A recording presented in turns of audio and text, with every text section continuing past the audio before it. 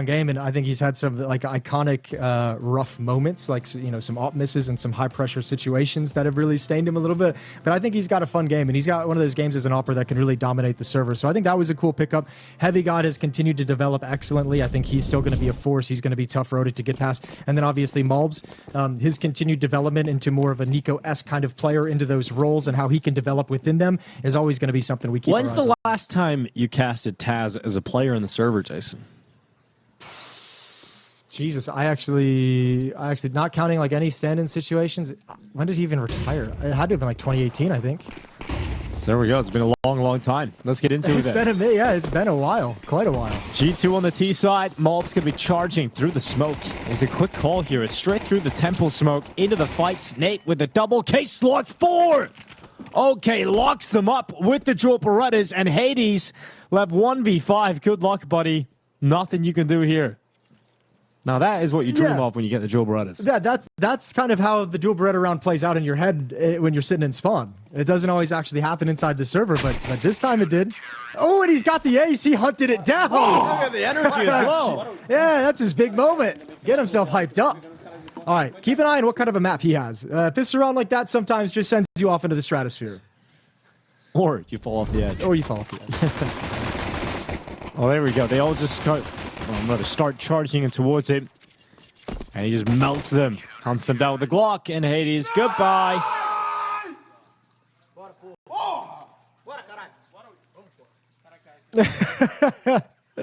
Yeah, well done. Pistorod ace to kick off this series. Second round, no plants. There is investment. Galil on Snacks, Galil on MongolZ as well. Heavy God on a Deagle. Same with Hades and Taz. Play this one slow. Look for some damage from the Galils, some damage from the Deagles, and able to clean it up. I'm literally just looking for pushes. Okay, this seems like a good moment. Do you want to remind me about the Snacks thing? I'll remind myself about the Snacks thing. Banks kind of alluded to in the interview that he did, but I think there's like a generation of Counter-Strike viewers who like don't realize how good Snacks was in the early day of Counter-Strike. I've mentioned this a couple of times because I think Snacks is really one of the guys who revolutionized how we use smokes in Counter-Strike. In the early going, he was one of the first guys who showed how you could step into it, stay in it, hide, walk through it, do all the crazy things that just seem like second nature today.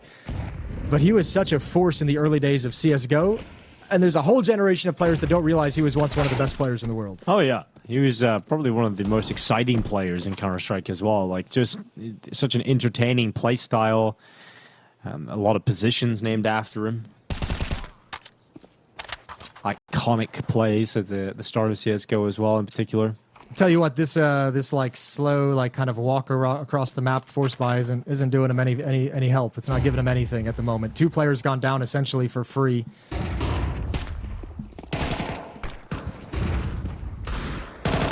They're in the bomb site somehow. And they've got to kill Heavy God to pick it up. He's going to go back again. Taz can't get the kill. Marios to drop him. And the plant's in. So it didn't really even look like they were going to get a plant. Now we'll see what Hades can do. Nothing else. So 2 kills in a bomb plant. It didn't really look like they were going to be able to manage that. So yeah, something there for G2. Yeah, it didn't end up terribly with 2 kills in a bomb plant. But still, it's just kind of a wash. So 2-0 for ODDIK.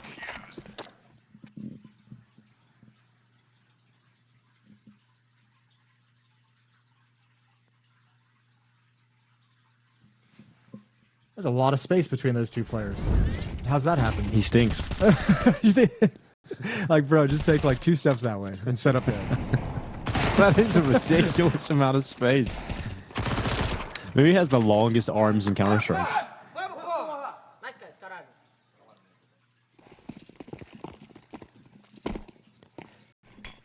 Case locks 6-0. We got 2 for Marios, 2 for Pank.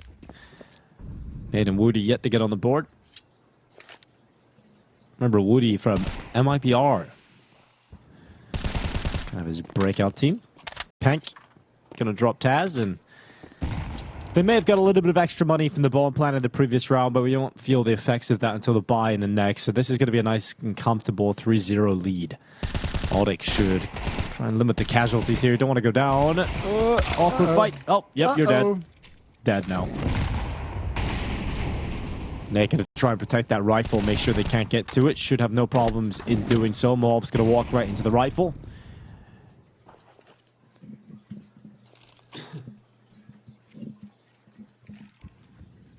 Hades next up to the Poison Chalice. And he won't get close. So they've lost one player. It looks like that's all they're going to lose here in a 3-0 lead for ODDIK. Yeah, well, there's Heavy God up in rugs here. And this is a really ratty play, just chilling the whole time. And he's found the headshot. And Matios has just got to be like, I hate you. Like, why? Why are you doing that? Come on, guys. Can we get into the real rounds, please? I know. We're just trying to get to the gun rounds, man.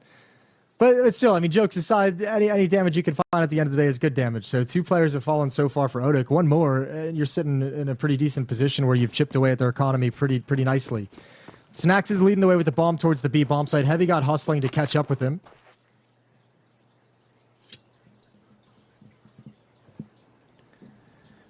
Can they get another bomb plant? Can they turn this into a 2v2? Nope. Snax going to lose that duel. Now Heavy God's sprinting in. Woody covers him off. And it's going to be a 3-0 lead for ODDIK. They lose 2 players. And we get into the gun rounds. And now we get the gun rounds. And now we get into them. Here we go. Let's see what ODDIK can actually handle.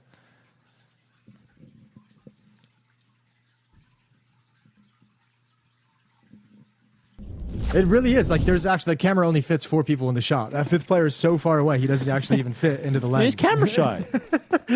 He just doesn't want to be there. He's like, Yeah. I don't want anyone to see me. I am not doing camera work today. He just had a bad hair day. Well, round 4. Bomb shifting over towards B quite early on. Hades going to take Pank down. No problems there.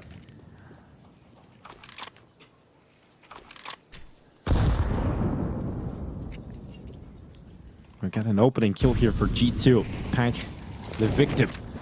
As G2 get ready for the B-bomb side attack, it's going to be another kill, this time from Hades. Okay, Hades. Great work as he peers down into the connector. MongolZ to follow up and leaving Woody 1v5. Yeah, there he is. With some First great gun news round. as well. There's a lot of people, Jason, we have to address this. It's been a running joke, no pun intended, for the last 2 days. We've had a water feature in the studio here. Yeah, we have. We had a decorative fountain in the background. You may have seen the camera shots. And I feel bad for the fans that are going crazy thinking that there's running water in their house. No one heard it yesterday, but today it's apparently very Casting loud. from the PGL toilet. Yeah, that's where Jason and I have to cast them. The cubicle in the bathroom here. It's leaking as well. No, we're all good. We turned it off for you. Apologies. You guys, it's really like a visual experience. Yeah. If you guys look at it, Visual you'll feng enjoy it. shui for the casting room. For the But you guys must have better headsets than the viewers yesterday. Yeah, for sure. Well, nice and clean. All 5 G2 players stay up. Hades is it's a great map for him too, right? I think back in the day, I remember with 9 when they qualified for the Blast Major, he was in particular an enjoyer of Anubis. Yeah, I mean, look, it lends itself to a play style, right? Especially on the CT side when we switch over there. But he likes to peek into fights. He's an opper who loves to be aggressive and make some plays. And I feel like this map lends itself to that to a certain extent. You can see there, you get the op in his hands, and the guy's gonna find you kills. You know, that's why I've always you can always criticize someone for the gameplay, but like you can't deny there are some players that just know how to find kills, and Hades is one of them.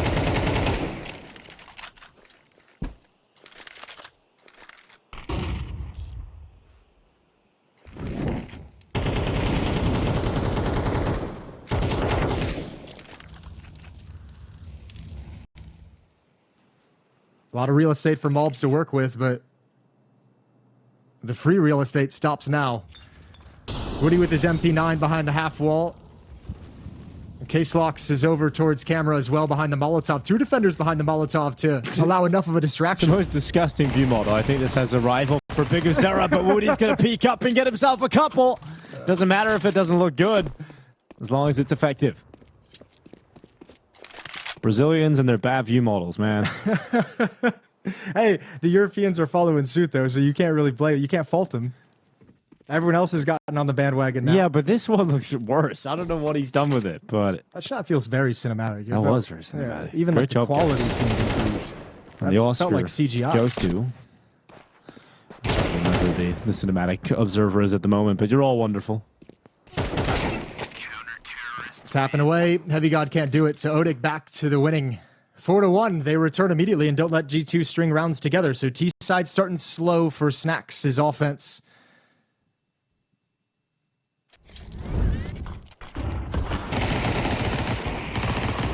Feels like every game there is just a pop-off MP9 moment, though. Like, Yeah. the MP9 is just destroying rifles. Well, it's strong, and you have it so often, just the way the economy works in MR12 and in CS2. So yeah, you'll pick it up and do some work with it. Everyone's got to be proficient with that weapon. Okay, well, that's a great start to the round. Caselock's knocking MongolZ down through the smoke at top middle. G2 have to play a 4v5, and the round's just begun. Yeah, nice early find on the MongolZ. Heavy God's looking to get into A main. He's calling someone over. He wants someone to come with a flashbang, so he's got some safety to do it. Somebody to set him up for a play, but he's not getting it quite yet. It's going to be Hades with the AWP. Backing up Snacks in towards E-Box, and he's taken down one player to equalize things at 4 apiece. Taz, grenade, gonna land right beside him. Knocked down his ass. And Caselock's gonna try and cross back by the window. A lot of shots come towards him, none of them connecting. Now Woody, eyes on him on the fountain here. That smoke still up. Heavy God plays in behind it. Hades coming to join him, but the smoke fades away. Can they get past him? And the peek into the AWP favors Hades as Woody goes down. We've got Marios hiding at heaven. He's hoping for a godly play. Needs it now as he peeks out. He's got the headshot, but you don't mess with a real god. It's going to be heavy on the headshot. Caselock's coming back in through storage. And look at them. They're so separated from one another. Snacks has been taking his time getting here because they've never had the position of Caselocks, and he's got the one with all the utility as well. So it's been interesting to watch, but there's a lot of time for Caselocks to find the solution to this 1v2. Yeah, look at the bombers. They have to come to get it. They have to fight him, and Snacks just comes through the camera. Caselocks gets taken down at heaven. Nicely done from G2. Good round from Heavy God. Just a beast. Hades grabs one right before he goes down. It's Heavy God who's got to get the swing kills to make sure he secures the bomb site for Snacks' follow-up. Got a little sketchy too with this mid push. A little bit of a creativity into the mix. Disruption. But G2 overcome it all at the end of the day. Good job from Snacks finding the final frag. That's a great high five. That was good connection. Felt like the whole palm. Very satisfying, yes. Very satisfying sound right there. Well, MongolZ is happy to be back on the server again. He got deleted so early on. Had to watch that entire round to play out, but let's see what he's able to do as he joins the squad outside of B. It's a heavy commitment being set up with Snacks on the lurk. They tried this earlier, though, and got beat up on it. Well, it was Hades Op who won on the round, but the rifles didn't do a whole lot. We'll try again. Well, Woody taking one. Okay, 5-7, and Pank to the double. Ridiculous. As now Hades has to clutch it, and he's just not in a position to do so. They've got the bomb, he's running away, and once again, the B execution does not pay off. No, and it's just kind of like that's a nice stack from ODDIK as well, but because of the nature of the round called from spawn, and you're not really spreading into a default and investigating and taking map control, you don't have any information or how many are there, so you're kind of just executing blind and hoping it's not a stack. Well, it was. Hades gets the first shot with the AWP. It's actually a pretty nice shot, but he's getting wrapped upon from behind and no chance on that one. 5-2, a 3-round lead for ODDIK.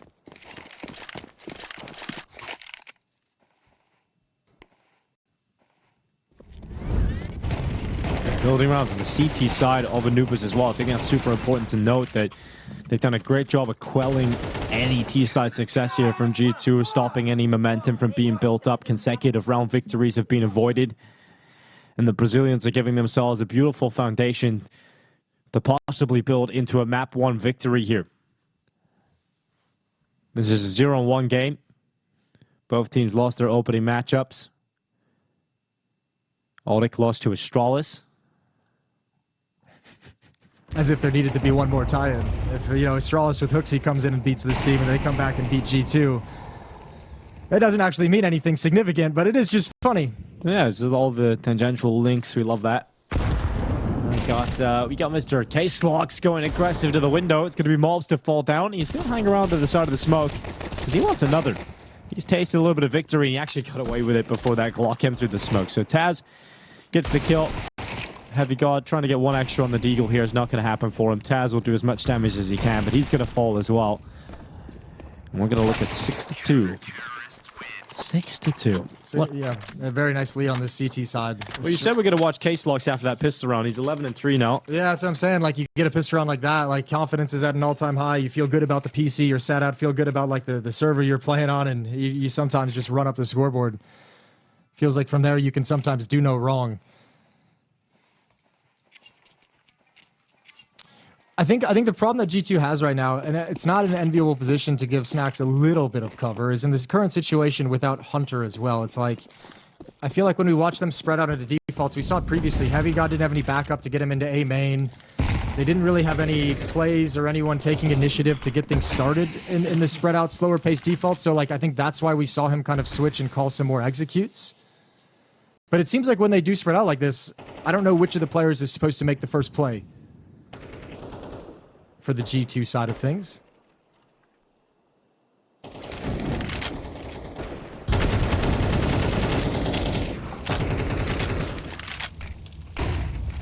Taking mid control now, it's MongolZ, who clears the corner, shows the presence and backs away. Falling back to the B bomb site. Bomb is still dropped back towards T-spawn at the top of the stairs. And I have to imagine these two players will be splitting in, Heavy God and Hades. At least one of them going towards canals.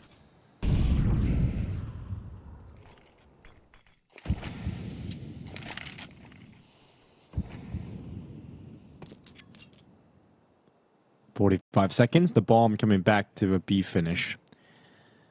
It's Pank and old Nate to defend. Yeah, Pank is looking to get some impact even on the 5-7. Now he's got an actual weapon to play with, an AK. Comes the utility. Smoke landing on the cross. Pank to the headshot. Hades down. Looking to mow down, but it's not happening just yet. Kaz planting the bomb. Snacks to the smoke. Nate gone. A lot of damage for Pank, but not a kill. Eventually, Heavy God continues to push this in the direction of a G2 round victory, but Pank hanging in there. Clearing the platform, making sure no one is playing in and around those smokes. They fade away. Gets into a good angle to fight MongolZ, but loses the duel. And now, no utility left for the two remaining CTs that can cover off any of these choke points or even the bomb. So, Marios is out of that. 1v3 is impossible from this situation. And we see G2 get their third round victory, finally getting a taste of victory again. Finally getting a taste of victory again. That's nice hard fought in the post plan as well. Getting in, surviving that first kill onto Hades from Pank as well. Essentially playing a 4v5, but coming out on top. So G2's got 3.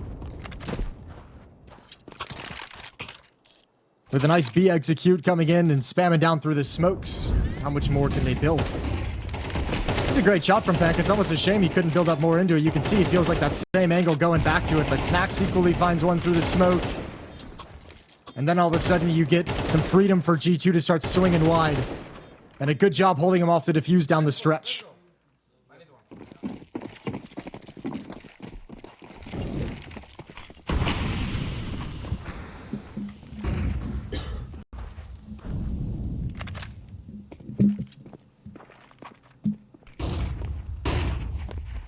Case locks, looking to fight mid. Flash is going to force him back. Grenade going forward, and it's the wrong time for MongolZ. He's going to be frustrated about that opening move. As soon as he tosses the grenade out, he didn't have enough time to get his weapon pulled again before the peek could come in. And Case locks himself. So 5v4 off of that.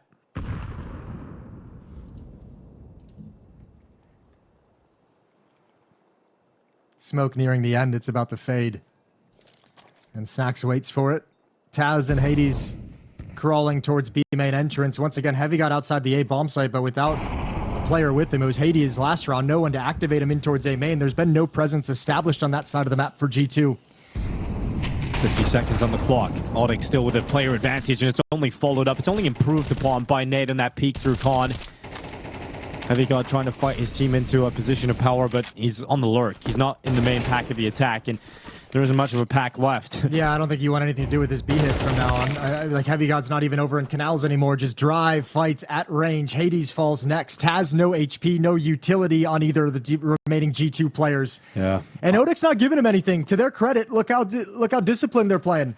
No one peeking after the initial just kind of heads up fights towards B main. They're like, you guys have to come into the bomb site, so we'll just chill. Uninspiring T side right now from G2. Sporadic round victories.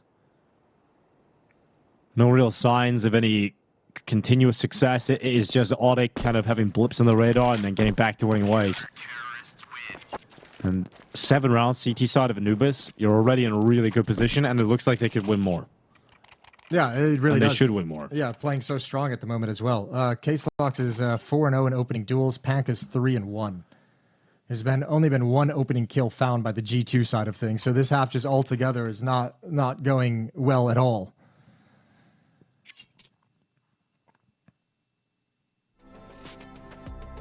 Yet to see where G2's main production on this T side is going to come from.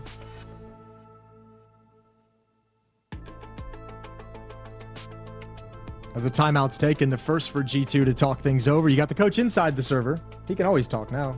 That's got to be a luxury for Barys. Yeah, that was pretty cool. They've probably never heard his voice this much. Well, it's not really helping. Not helping right now. Go there, Dinko. Yeah, it's not helping right now. I think with the way Heavy God's playing, like where he's playing, he can't really be the main player that you rely upon, right? Like he's just kind of playing the extremities towards A. Does a decent job with that, but you need someone who's in the main group of players to start finding some impact, and it doesn't feel like anybody's stepping up to that yet. MongolZ has had a number of times where he's just gone down for free early on into the rounds themselves, and that's going to be very frustrating for him individually. And here comes another B play with smokes being set up. Not committing though. Looks like a little bit of a fake to get some counter util out. The only problem is like they don't really have any nades after this either. Like, you know, if you don't execute with this piece of utility, one smoke still dropped far back. They need to pick up. Good catch for the observers. But I mean, at the moment, there's only one flashbang being held across the board for the G2 team.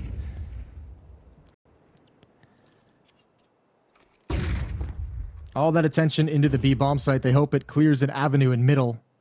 It has. It's only Woody's up to defend. This is the second time, we've seen G2 like take. Okay, they're coming back to you. I was gonna say the second time we've seen them take it and then just like fall away from mid control. They had mobs clear it out and do nothing with it previously. Now they're actually gonna step forward, and Woody's up. The timing isn't there for that peak. Yeah, 40 seconds left on this clock bomb. Now barreling through middle. Snacks cutting off any play that Pank was trying to get away with.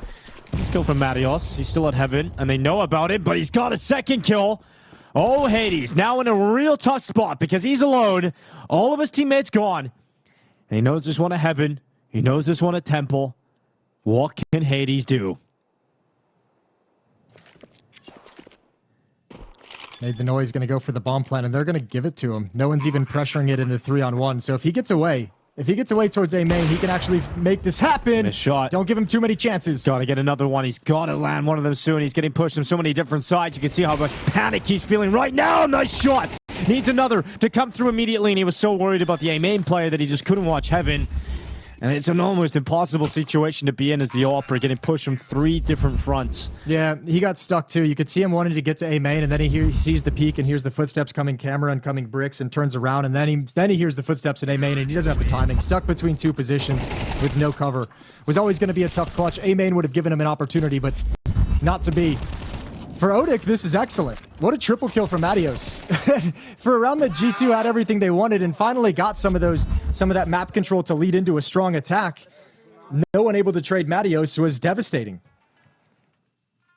Second time out of the half here for G2, just ahead of the last round of the first half. 3 T rounds is a terrible situation to be in. They're trying to squeeze out a 4th. It just doesn't look too likely. Look at the money they've got. You know, you're not looking at a full buy coming up here by any means. It's damage control at this point, but a lot of damage inflicted.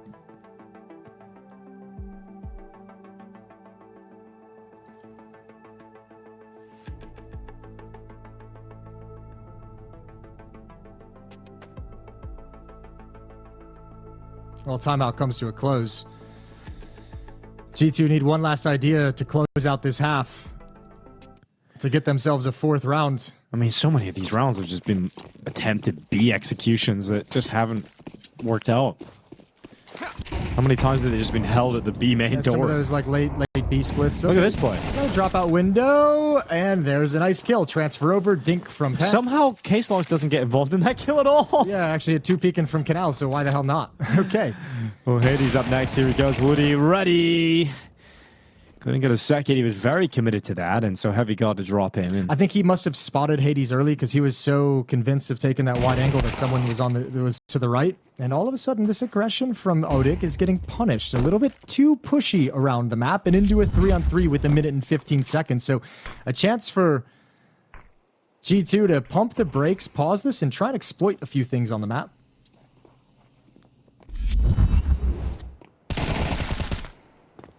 Case Locks started with aggression down Canal. Finish it with a B main plate.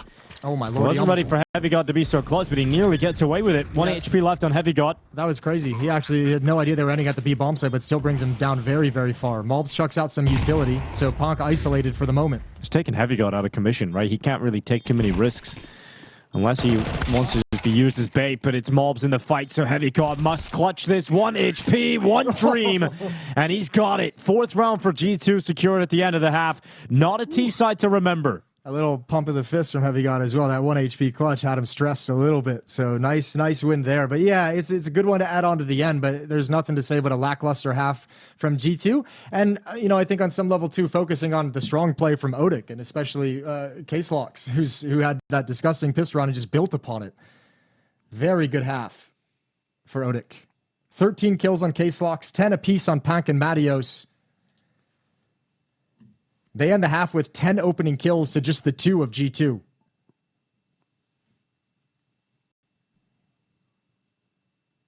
Actually, excuse me, 11 opening kills to the 1 of G2.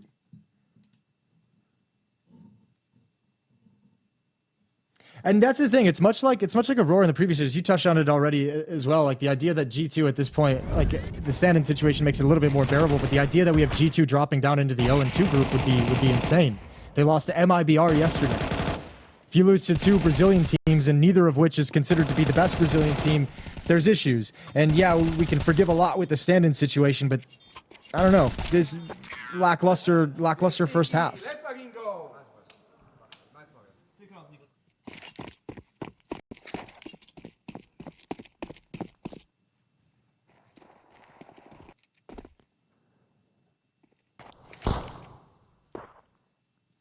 Pistol round. We all remember how the first pistol went down. It was Case Locks getting an ace, 4 kills in the dual Berettas, melted the entire G2 attack, and then finished it off with a hunt on the Glock. Here comes Woody with that ugly view model. They're going to push in towards him, Joe Berettas, and Woody is going to take a few steps back to safety. In fact, he's even going to climb up onto the rugs. Nice and slow. Spread out from ODDIK. Very different to the approach from G2.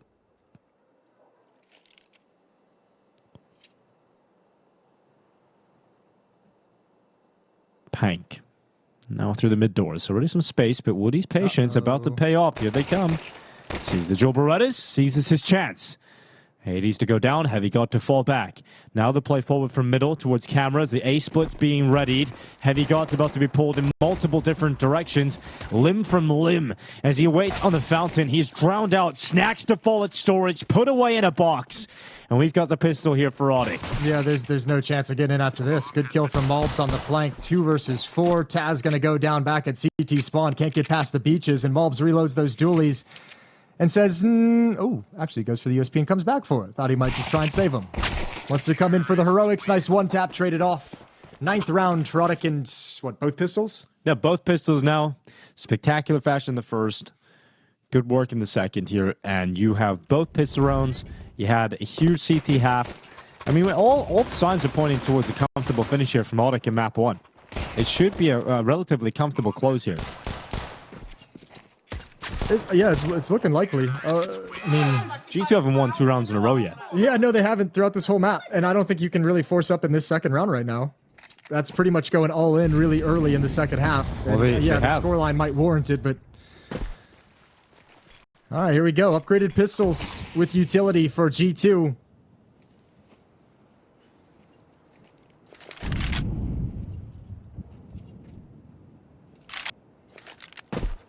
A 5-round lead for ODDIK. And they're going to be quiet, and they're going to look for pushes. Nothing's coming from G2, just stacked up over towards the A bomb site. Actually, a push might be coming now outside of A main, lining up for the flashbang. Looks like 3 players. Hades, Heavy God, and Snacks for the moment, waiting to see if anyone is going to swing into them in A main. But all this pressure on the A bomb site might force them to push. Oh! My God. What the hell is that? Damn. Okay, Yeah. Heavy God. That's one way to open things up, open up the proceedings. Hades coming in with a follow-up kill here Yeah. for G2, but it's still 4v3.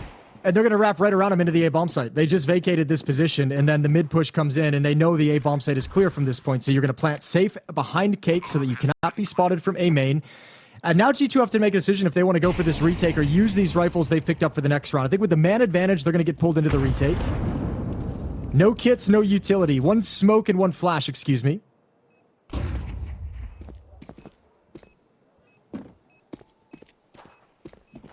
Charging back in.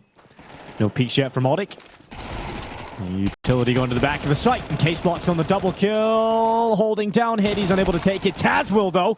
5-7 to the double kill. And here comes the coach. Inside of the smoke, running out of time. And yeah, it's one here. But a lot of damage being done in this round. And Taz even gets an extra one on the way out. So 3K on the 5-7 from Taz. He's still getting the high fives. But at this point, damage doesn't really matter. Yeah, you're right at the end of the road here. I was going to say, it's nice, but especially considering you 4-spot into that round, like the damage you've done is kind of negated by the fact that you sort of have to save. Although the fact that they kill all 5 might prompt them to go for the 4-spy here, knowing the rebuy will be coming in. But yeah, if you're G2, it feels like at this stage of the game, you're probably just in 4-spy mode until it ends.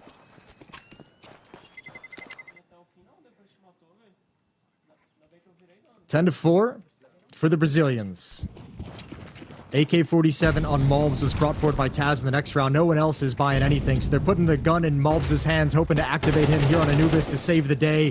Gets the first kill, pushing outside A. There's Taz on top, but the B bomb site does not have weaponry to defend, and now ODDIK's going to move in. Smoke going up. Here goes the utility down in towards the temple. 43. G2 must convert this if it's a decent chance. They've got one more Molotov. If they sense the pressure is coming from Dark and from Canals, there it is. A little bit late. Once past it, he swings for that fight, doubled up. Oh, both AKs charging through. Only one of them makes it. Heavy God now the sole player, the sole hope for G2. And you gotta now rely on Hades running in with the USP, and there's just too many players to worry about. Panko's out B main.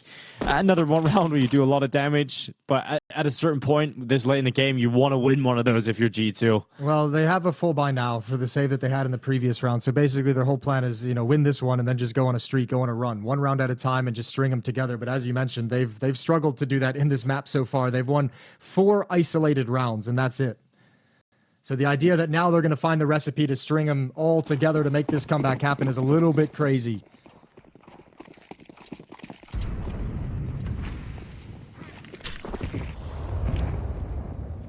Now, ODDIK's map pick, and I think we're kind of seeing why. They obviously are confident and looking strong on it. Maybe this all changes when we get over to Dust 2. Heavy God, a pair of kills pushing out A main, and Snacks adds a third. And this time, the option to wrap around the A bomb site, it ain't there because Hades has the angle, but misses the shot.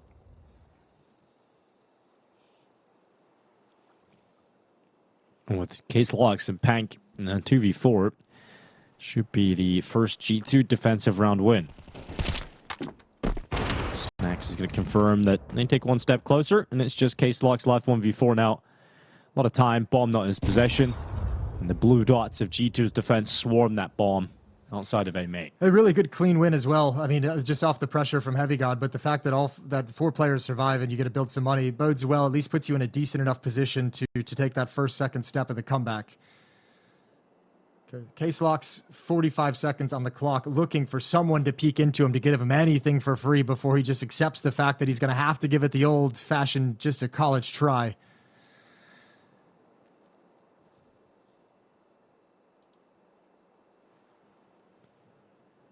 No one's peeking him. G2 realize we don't have a whole lot of money, guys. We can't afford to hunt him. Or he's in a very tense position, though. Like, right, you have to be on at this spot the whole time. You have to be ready for a peek at any moment from like 4 different angles. This isn't like the saving position where you can kind of like scratch your nose and sit in a corner and wait for someone to turn it.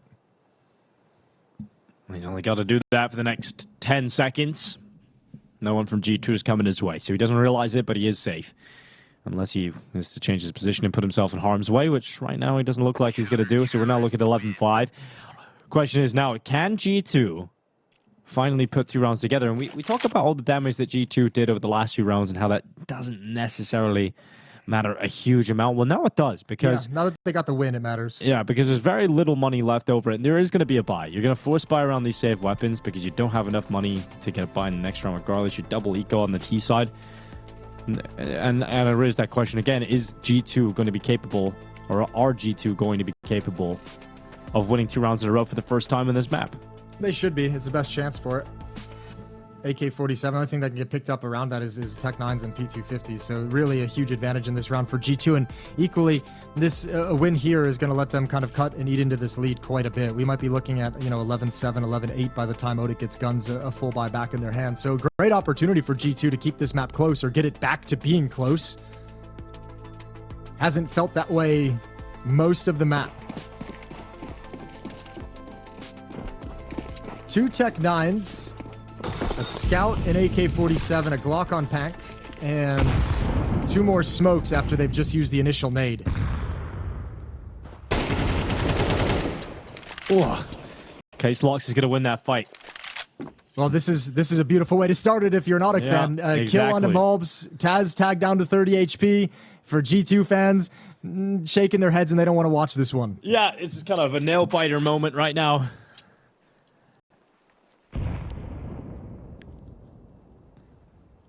Because this would cost everything. The idea of a comeback dies if G2 lose this round.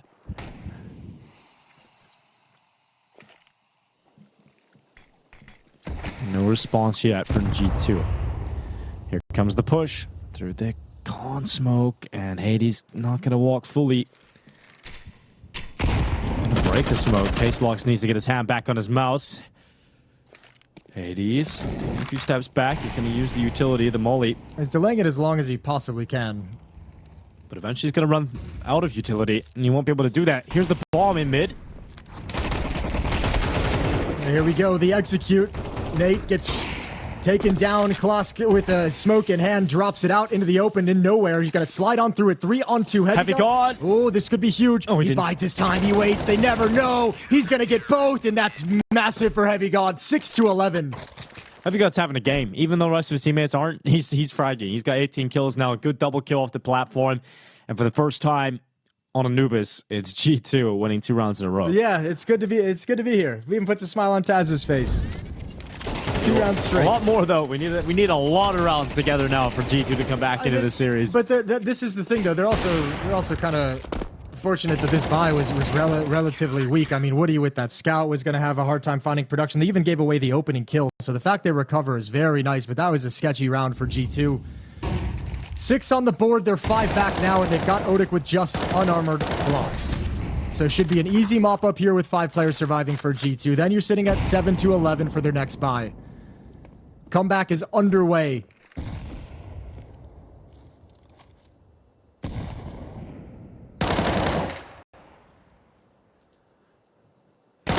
Should melt this one, Snacks. Should be no problem in mid for him.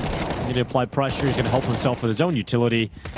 Breaking up the attack. They run in towards him. Heavy God's got a double to come and help him out. He's up to 20 kills now off of that. And we got Mattias's Glock walking solo into the A-bomb side. They're going to clock this possibility in just a second. Heavy God's already looking for it. 11-7. Gap can close very quickly. And the momentum starts to build here for G2. Yeah, it really can. I mean, it already is. It already is kind of fading pretty fast, especially when you consider the money that's now built up on the G2 side of things. For ODDIK, it's going to be a lot of rounds of having to win to take this economy away. It's looking pretty nice. Hades has his AWP. Heavy God has his AK-47. They're sitting 4 rounds back, and we go again. Still not completely everything that ODDIK would want in terms of the bells and whistles, right? Missing some utility on a couple players. At least everyone's got an AK-47, and let's see if they can get this T-side rolling. CT side was so strong for them. T-side yet to get started.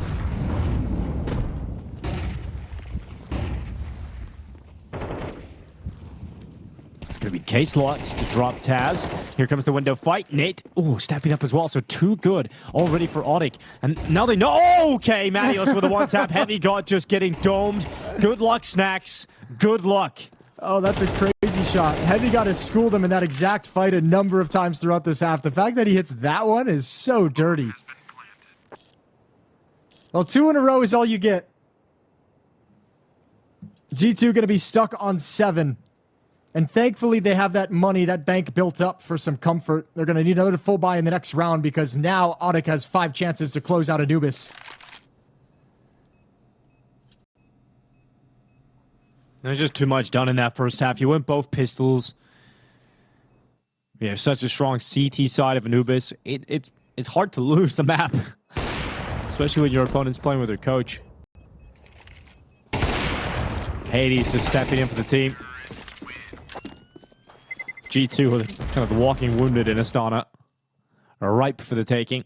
Yeah, I mean, they were the walking wounded before we heard that Hunter had those visa issues, and then another stand-in. Hades was brought in on a temporary basis with the MongolZ trade over to Falcon, so he was going to fill that role, and obviously Taz having to step in for Hunter now, and you're missing in Hunter an impact player and someone who does a lot of calling for you, someone who does a lot of like leading for you inside the server, the CT sides especially, pistol rounds as well. Yeah, a lot of things that you're missing, intangibles you're missing with Hunter out of the lineup. G2 tries to rectify that and tries to stay alive in the tournament long enough to get Hunter here and ready to party. 12-7.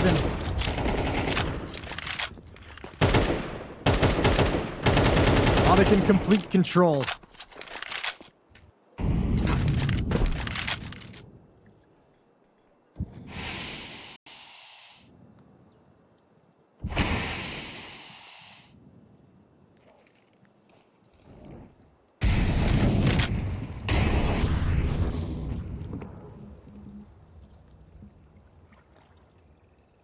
Nice and slow.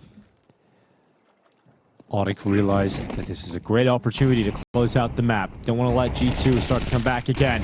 Here comes an aggressive maneuver. The A place worked out real good here for Heavy God. He's got two. He'll fall back as well with no trade coming in from ODDIK. What is the response? Is Nate to try and follow up on the gap they've just left behind, because both of those A players, after their aggressive maneuver, have walked all the way back to the camera, and no one is looking for Nate right now.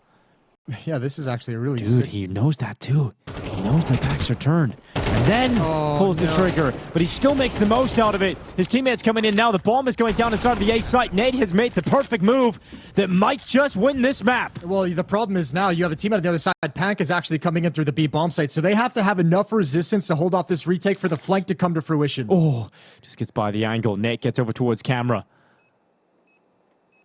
There's an A-main player coming in very slowly, letting the players from storage peek first. Taz and MongolZ. They come in, leaving Pank with a 1v4 to try and close out the map, and it's stopped. A nice reaction from Nate, trying to find the only way to get ODDIK back into the round that. Yeah. But it's Heavy God with some devastating impact to kick off the round itself. And I mean, you can't be upset about that if you're ODDIK either, because I think you made the correct play. You found the gap. Nate makes that move that opens everything up for you, and even position for the retake just perfectly. Or crossfire exactly where they're coming. Just couldn't win the fights and couldn't hold on long enough to be able to activate Pank coming on the camera flank. 8-12, 4-round gap. Timeout taken. Second one by ODDIK.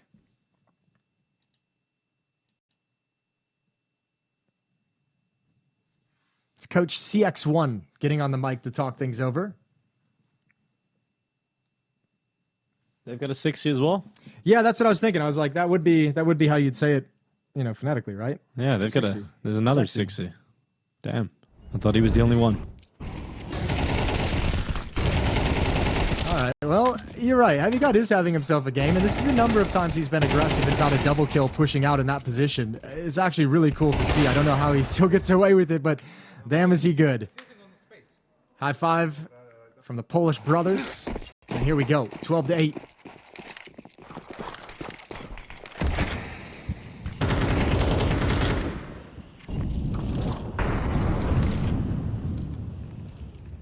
Woody and Pank making their way through the smoke in middle. Clear close right. Now about to walk through the mid doors here. Here goes Snacks. One quick headshot and Woody to respond. They continue to move into the site. You've got Heavy God playing out towards A main. And the kind of game he's having, let's see what he can do into the open. Just one. Taken out by K-Slux in response. Smoke to storage, cutting them off on this rotation in. This might be it. ODDIK with a 3v3 in the bomb. Not planted yet, but is about to be in just a moment here. Taz not enjoying the fact that that smoke is in his face. It's all about the A main player, and this fight does go the way of MongolZ. Barely, though. He's on low HP. The G2, for the time being, hold the player advantage. Taz going to offer that right back. K-Slux knows that MongolZ is still there. Still towards A main. Still low, and the bullet to the chest. It's over, unless Hades has a 1v2 up his sleeve. And it's not going to happen. K-Slox opens up this map with an ace, and he closes it with a 4K. An incredible individual performance from him, and it's ODDIK to destroy G2 on the opening map of the series. And he just held his hands up like... It looks like, okay. I was going to say, it looked like there's an actual gap, but I think he just plays with his desk lower down. Everyone in G2, a much more proportional seating situation. Yeah, maybe it is an optical illusion. It does look like quite a distance, but we'll leave it alone for now. Final notes being read out by the coach. Sexy, CX1, whatever he's called, whatever we call him. Whatever you want to call him. 6-1? 6-1? Yeah. That's a new one. All right, Nate, up on top of the Xbox. Look at the fight. Just going to have to drop back. A little bit of damage done to Woody. Pank down to 4 HP. And the charge out long as Taz sends the bullets to the brain. Man, they took a lot of damage on that initial salvo. All those aggressive plays, the peek through double doors in middle, the peek off catwalk, all of it took damage, and now it's just going to get cleaned up. P250 from Heavy God. And here comes the long cross, the desperate final play. The flash through yields nothing. And G2 are going to get this pistol. Yeah, they do. It's just a heavy commitment out long. Grenades to bombard the site. But eventually G2 going to be able to leap in, get that bomb planted. Taz securing it. He looks locked in the pistol. He gets the opening kill. He gets the bomb plant. He's guaranteeing himself the MVP star in this round. That is the worst feeling. That's a pretty bad feeling in Counter-Strike when you get like 3 kills and your teammate plants the bomb and he gets the round MVP and you're just like, what? This game just not appreciate me? But we don't even show the MVPs in the scoreboard anymore. True. It's a thing of the past. We have damage now. Back in the day, we used to reward 3 kills on the scoreboard for a defuse or a plant. Back in like 1.6. Oh, really? Okay. So you could have like, you could be like 9-0 with 3 plants, but never actually killing anyone. Oh, that's terrible. It was the devs, I believe, if I remember correctly, this was a long time ago. It was their way of motivating players to Wait, the objective? to go after the objective. Yeah. Right. Okay. I thought you were going to say it was the devs' way because one of them sucked at CS. Came up with an idea. Hey, that could be the behind the scenes one that we've never heard about. Yeah. Well, now there's kind of something like that with modern CS2. It's when you're having such a bad game and you're never getting any kills, but you're doing a little bit of damage every round, and you're like 0-11, but you get 9 assists. The damage puts you up on the scoreboard. So Yeah. you'll still be like second on the board. So there's something a little similar nowadays. Here comes the force buy for ODDIK. We got the scout out for Woody. He's going to try and soften up a couple of these G2 players, allowing the FAMAS and the rest of the pistols around it have an easier time dealing with soft opponents.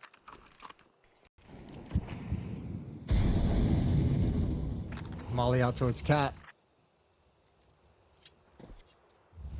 Deeper into these smokes, they'll want to take that control.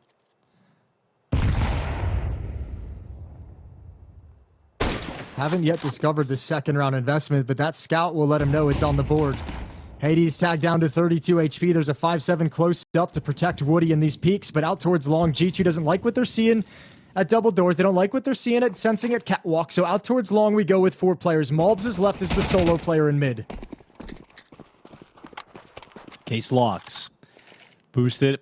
I mean, he's having a great game, so set him up, give him every chance he can to get your team into a better position. Woody, okay, not going to work out for him. Charging at the long setup. Taz going to deal with him, dispatches of him. They come flying through the smoke. Pank gets the valiant attempt, but it has not worked out in any way. And now they have no one actually in the bomb site to defend it, so going to try and set up this improvised boost, waiting for the spam coming through, hoping not to get tagged by it. Klosks. K-Slox, this is the only opportunity to get back in. There's the headshot, but as the smoke fades, Heavy God pounces from Car, and the round is done. A little chaotic towards the end, but yeah, in the end, it is a G2 victory. And look at that, Jason. 2 rounds in a row. I know, we love it. Did they ever? Yeah, they did once. They did once on Anubis, but the whole first half, no. So it's a different story now. Straight away, kicking things off 2 rounds in a row. Hopefully that's not their once. Zero on Dust 2. Oh, there's the find over MongolZ. That's tough. He didn't even really see him except for the jump and just kind of shot a hole into the smoke. ODDIK couldn't really align any kind of strong defense at the bomb site itself after all that chaos in the initial round. 2-0. Double scout investment that they pass back after a shot and sell back. Okay. Yeah. That's kind of cool. I think that's the first time I've seen that. the first time you've seen that? Well, taking a shot and selling it. You, Yeah. can't, you shouldn't be able to do that. Well, I'm pretty sure that's what they just did. I'm like 99 to 100% sure that's what they just did. Shoot. You can't sell it. I don't know. That's okay. They passed it off to a player, AFK and Spawn, who hadn't shot it. That is... If that's a thing... Yeah, I'm pretty sure. We can watch it all back again, but...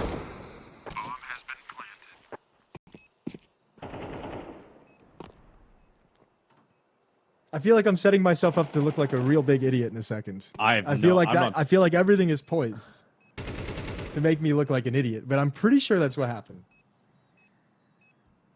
That would be crazy if you can do that. I didn't know you could. I would do that every round. Yeah. Go for a shot on the cross, sell it back. Face is strat, okay. Holy Wait, they shit, did. it's MM. Yeah, it's matchmaking. Legit. It's like teammates are AFK. Their team shot it. Okay, well, sick play, I guess. I actually didn't know you could pass it off to get sold, but that's Dude, that I didn't for realize sure. that That's gonna be like a patch, like immediately, right? Like right now, they should fix that. Can we just pause and... It's a Sunday, Dinko. Yeah, they don't work on Sundays. It ain't gonna get fixed for 24 hours. All right, well, weird time to pull it out. You know, if you've got that kind of trick up your sleeve, why now of all times? But there you go. The 0-1 group stage game is where we bring out all of our best stuff.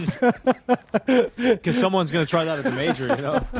I'm so confused. Like, that is crazy you can do that. All right, double up setup. Does it work with an AWP as well? That would so OP. That would be really OP, actually. Okay, MongolZ's going to take Nate down in behind Car. An advantage for G2 picked up. Once again, it's via the long avenue.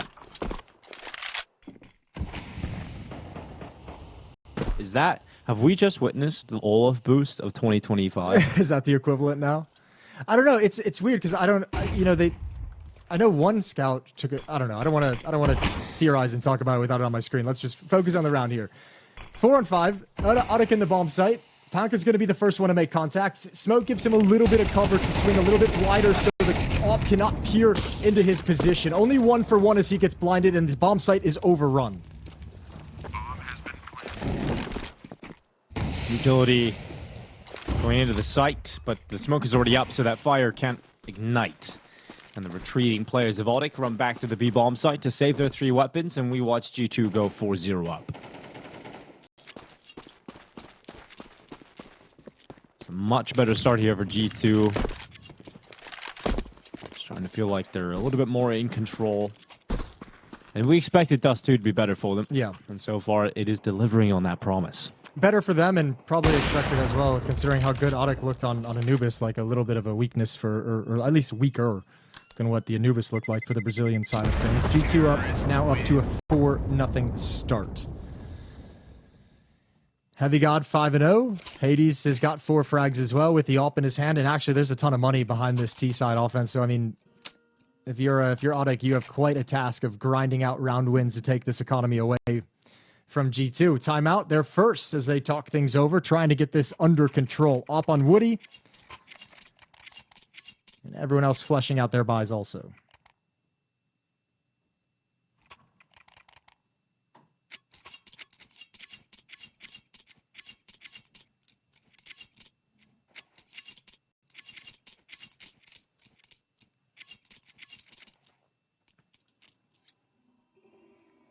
Timeout comes to a close. Round 5 back into action.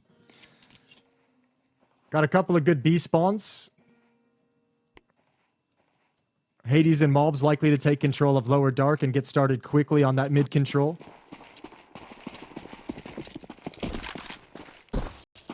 And Heavy God taking a quick shot out towards long with the AK-47.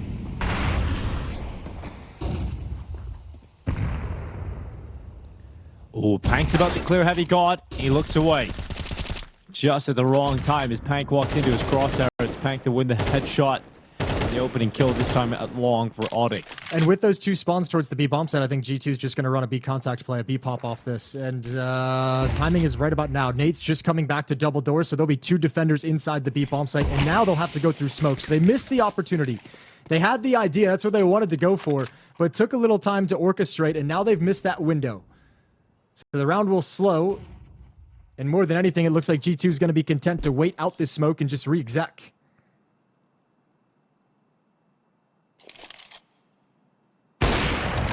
Smoke fades away, and Hades unable to connect the shot onto the back of the platform. More utility coming in, delaying this further. Still a lot of time, though, for G2. Still 50 seconds. They're going to start putting their own utility in place. Snacks realizes that Molotov will have forced the CT into the open, so he spams down on the peak. And via the utility, they have pulled a kill back to even out the numbers at the 40-second mark. Yeah, round. But ODDIK control the map. Look at the push from Punk. He's actually up over at Green Box right outside the exit to Suicide, so he's got full vision of catwalk and middle. So that's a nice crossfire that you'll never expect. Oh my lordy almighty. Yes, indeedy. It's going to be Snacks to come out on top of that. Pank losing his head. We got a 4v3. Case Locks kills himself. Oh no. Oh, it's gone so wrong. It's gone so horribly. 10 seconds, though. That's all they've got to get the bomb into the site. And they're going to arrive in time. So, there we go. This round's stressful. 3v2, though. It's a crazy sequence of events. It's still on. It's still not over. They're going to go for this retake. One up catwalk, one out towards long.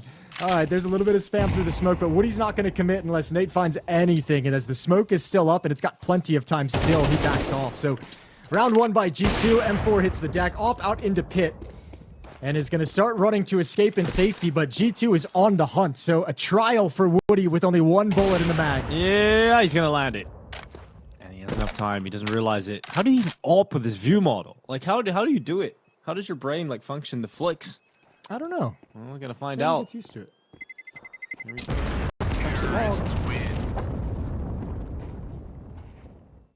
And Woody's got the AWP.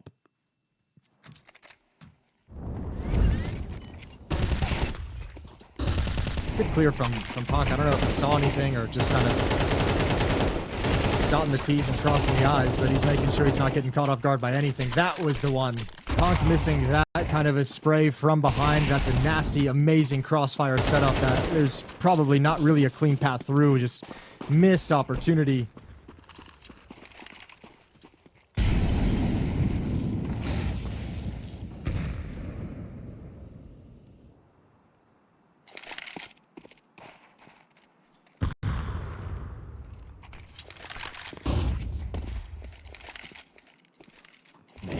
Here we go.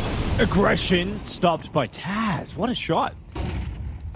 Really good work from Taz down into the lower tunnels play, and that's He's back, baby. He is. He's warmed up. Dust 2 is the map for him. Yeah, when he was a player, Anubis wasn't in the pool. It all makes sense. That's true. Op is out, but utility takes his vision away over the smoke. That AK almost connects. Woody's brought down. Op deep, AK next to the double doors, and he's still going to continue to challenge. Crosses over to the other side with the help of a flashbang. Matios is left to defend the B bomb site on his lonesome, and the A bomb site is being overtaken as we speak. The walkout from Snacks, Mobs following up, Hades following him, and ODDIK has no idea this is occurring.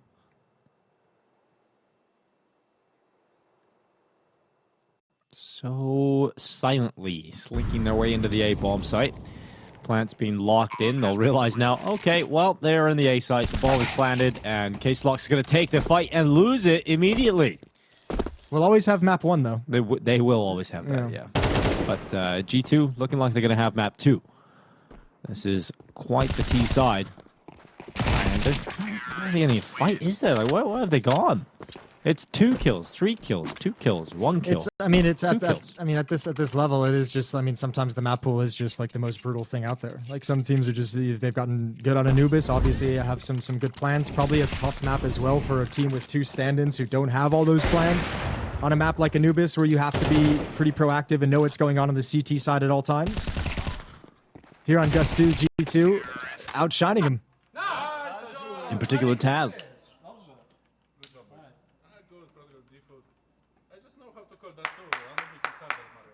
I just know how to call Dust 2, he says. That's fair. It was right. Can't argue with the results so far. Yeah. Anubis wasn't in the pool when he was playing. Unk still has it. 6-1 for Heavy God, 5-1 for Snacks, 5-1 for Taz. Round 7 underway. Good spawns for B again. Snacks and Taz, the Polish partnership, taking control of the tunnels.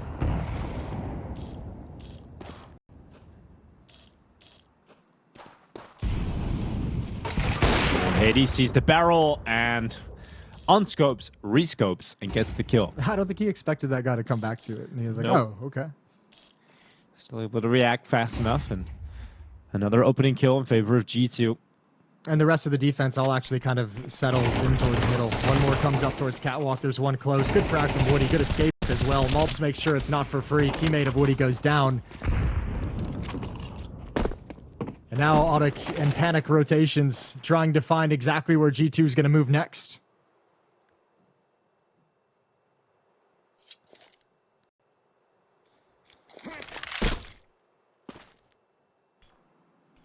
CT cross smoke deployed. Mobs dropping back into the lower tunnels. So is Taz. Will Woody spot him? Nope. Taz will see him though. Another tap from Taz. Another haircut from the bald man. He's had one too many. 35 seconds. The B bomb site is easily in control of G2. There's no one here. So yeah, ODDIK's just getting worked around this map. I mean, individually, G2's sharper. I mean, one thing we can talk on that's the most obvious is, I'll just look it up real quick, is, you know, on that first map of Anubis, ODDIK had 11 opening kills in the first half. 11 out of 12 rounds was an opening kill for ODDIK. So pretty much every single round at some point, G2 was playing 4v5. Here on Dust 2, opening duels, they've got 2 wins. also, Case Locks have more kills in the pistol round of the first map than he does now. Yeah. So yeah, it's a shame getting a couple drop-offs of individuals that we had on Anubis that we don't have here on Dust 2. I think team-wise G2, we heard Snacks say his little joke, I just know how to call Dust 2. Just obviously looking better and sharper and more comfortable on this map compared to Anubis.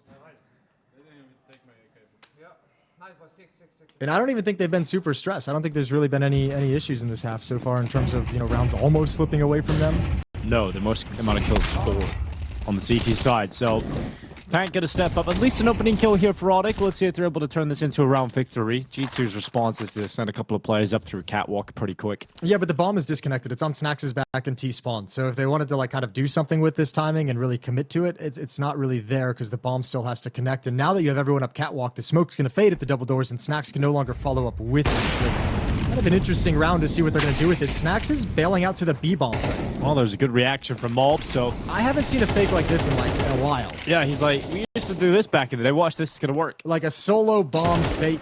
But his teammates have been so effective in taking the space towards A for at least the initial force, and now it's actually starting to look like they're realizing. They're like, hold on. No, they didn't spot him. Marios was looking back. He's like, okay, they haven't planned it yet. There's no sight of it. And the bomb's gone down, and they're rejoining him. Damn! Okay, Snacks, that is sick. Marios going down in the gap in the door. Now Taz cuts off the rotations. It's just one, though, from him as Nate steps up with a double kill, and that's going to cost everything for G2. I liked the idea. It was fun. Yeah. But it wasn't effective. Actually, I think the strat was very effective. I think the problem with it is you lose too many players in the bomb site before Snacks is at the B bomb site, looking for too many fights, taking too many engagements. Surviving is more important there because it sells the fake that the bomb is at the A bomb site. But once they kill like 2 more people and it's just Taz at the A bomb site, and then the bomb gets planted, it's like this is kind of silly. We know what's going on now. So kind of a cool idea considering the situation they were in. It was fun. It was a little journey that they brought us on. Actually, Snacks and Taz probably could have won that 2v4 at the end of the day with that shot from Snacks to CT spawn. That's a nice little crossfire from window from those rafters. Yeah, I mean, if Taz gets more than 1 kill from his position in middle as well, yeah, for sure. The first round on the board for ODDIK. First one's the hardest. Double up T side. Don't usually see that, to be honest. That's a rarity. But we're getting more of what you were asking for from that previous map, right? It's like, okay, let's start playing like a puck. Start just have a little bit more freedom, come up with some wacky ideas. It feels like you're starting to get players communicating in like these little tandem groups that they're finding themselves in, right? Like these 3 players in tunnels will work together in that moment and kind of come up with an idea. But yeah, I mean, the basic structure of how the round is supposed to play out is going to be there.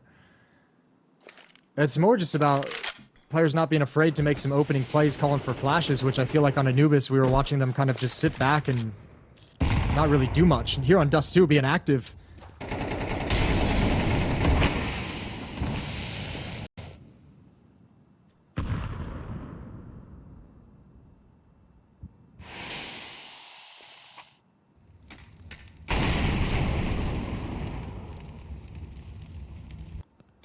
Five seconds. Not a lot of time. And still a 5v5. The bomb currently positioned outside of the B tunnel, so they're going to have to go back and get that. In the meantime, Snacks is making a solo play forward, and a great angle from Nate, just out of the gaze of Snacks. And we got 29 seconds left to see G2 work something with the bomb. Remember where it is. It's still so far away. Heavy God has to go and get that outside of the tunnels. And then there's still 2 B players to deal with. So this isn't looking good for G2. This round has fallen apart. They have to either win an elimination or somehow get that bomb through the tunnels here. It's on Taz. He's got to find a kill to alleviate the pressure. Heavy God's just making steps. Going in. He knows one's in the sight. Now it's up to Taz to win it on kills. There's no time. It comes down to a 1v2. And all you need to do is hide. And Pank is so far away from it that he can't do anything about it. It's a disastrous round towards the end there for G2. The bomb just wasn't on anybody's back. And there wasn't enough time to retrieve it. Yeah, and I mean, maybe the best that could have happened is it might have been a little bit closer to go discover for Heavy God, but still with the 2 defenders inside the Beast bomb site holding strong, it was always going to be tough to get the bomb in there. Nice attempt from G2. Really good defense from ODDIK as they string a couple of rounds together and try and build some momentum to make sure they can contest for this map and series in the second half, trying to get the scoreboard closer for a fighting chance. Money finally, I mean, not low, but getting there for the G2 side of things.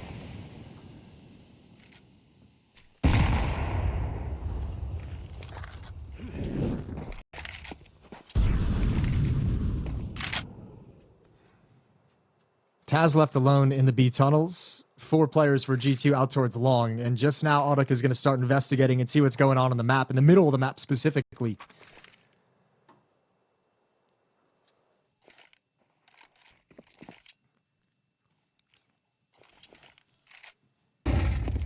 Woody's opt to defend out towards long as they turn this corner.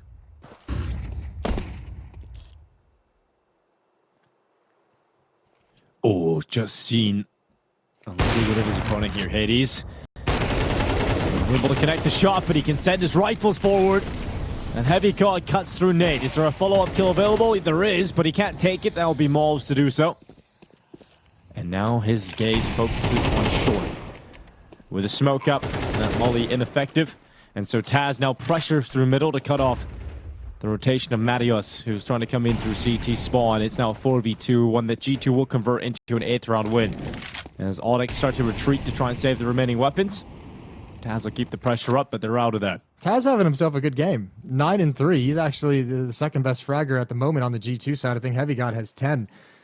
Nice execute. Helps that Hades gets that spot, and you know you can have the op pinned down, but like this is the difference of confidence on this map versus Anubis. Like this round, G2's happy to just kind of walk up long and turn that corner with no utility, right? Like just turn the corner and take a dry fight. They don't know what's on the other side. Catches the defense completely off guard. AK-47 recovered, but not for long. And G2 is up to 8, a 6-round lead.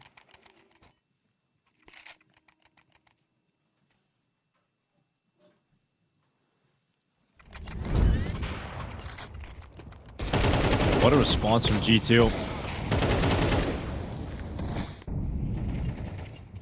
And it is crazy to see Taz having a game like this. He's so comfortable right now in Dust 2.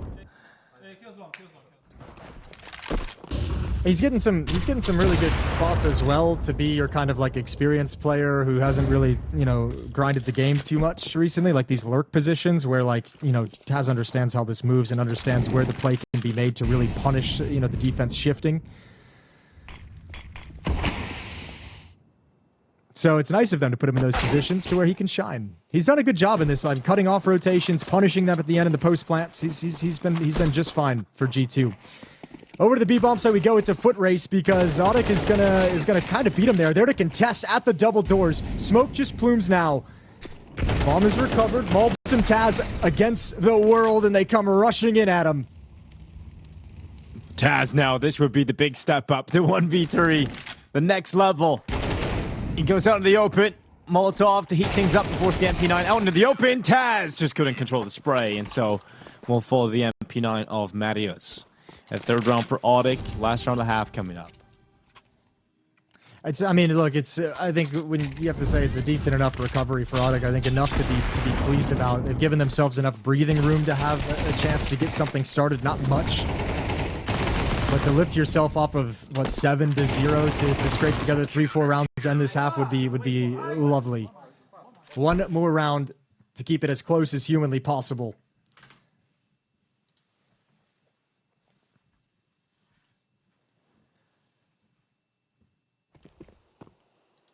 Good start here again for G2. Heavy God just nipping in and out, getting the opening kill, staying alive. Not really sustaining much damage either. We got Marios going for a peek into the tunnels. That's currently where the bomb is coming for G2. Just waiting to spot with some utility in hand.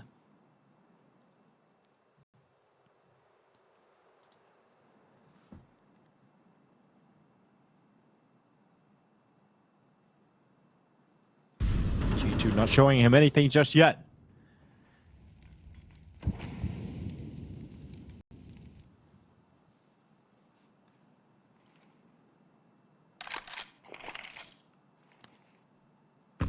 Patient in this 5-on-4, but equally so is ODDIK, with no mistakes, no pushes, no information plays that G2's been looking to punish. Showing mid to be split, they cannot respect this smoke. They have to come through it. Okay, Marios through the smoke. Heavy God gonna go down now. 4v4 as they charge in. Final 30 seconds. Can Marios deliver? He can't. He peeks into the open. Hades combines. Taz and Snacks with a couple of kills. And we've got Woody left 1v4. There it is. And Woody can't do anything about this. Nope. He's marching in because he has to, but it is going to be a 9th round for G2. Okay, well, it's feeling very map dependent at the moment. T-side Anubis, we described it as lackluster, is odd to watch because it didn't feel like there was a whole lot going on. But here on Dust 2, they've been super proactive. Aggressive lurks in middle double doors, strong catwalk takes, a couple of B hits mixed in there, long presence multiple times. Snacks called a really good and varied T-side here on Dust 2, and it's given them a massive lead of 6 rounds at 9-3. So for ODDIK coming into this, pistol round is the biggest priority, as they have a chit-chat during halftime. If we need it, which is looking likely, Nuke is the third and deciding map between these two teams.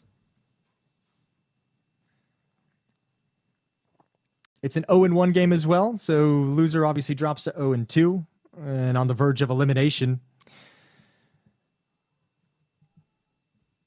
As all these teams trying to make their way to the playoffs out in Astana inside that arena. I bet that arena is going to be cool. Oh, it's going to be packed. It's going to be great. Yeah, it's going to be packed. What date is that? Thursday? Friday? I'm going to look it up.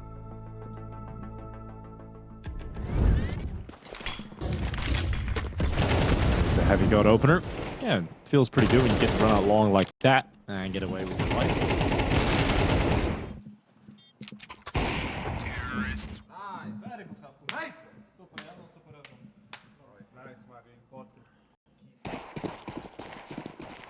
It'll be May 16th to 18th.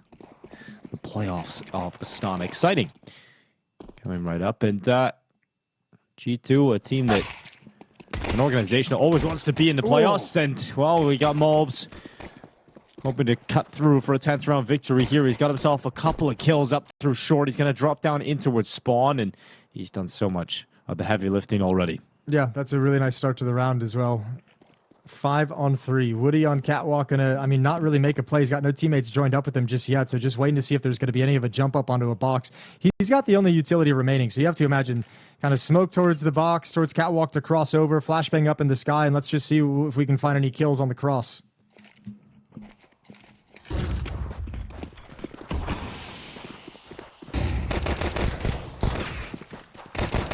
Goes Taz, good kill. It's going to be Woody to fall down, and Marios tapping away with the Glock, P250 Glock combo, and then right back into the play. Oh, another shot from Marios. Mobs, though, round the back. The murderer, as he takes 10-3. And they're happy about that. You can see the laughter down the line of Taz. It's easy to smile and laugh when you're having a nice, easy game like this. So yeah, very, very cool stuff. And good to see MongolZ have some nice rounds as well. Obviously, I mean, that's the kind of the thing. Amidst the kind of loss of Nico and m0NESY is the players who are kind of in their position looking to step up. And we haven't really found out who it's going to be for m0NESY. But MongolZ is meant to be the Nico one. And that's obviously huge, huge shoes to fill. Been struggling to do it. Has talked about the pressure of that as a concept has placed on him, how he's placed it on himself, and how he's trying to deal with it.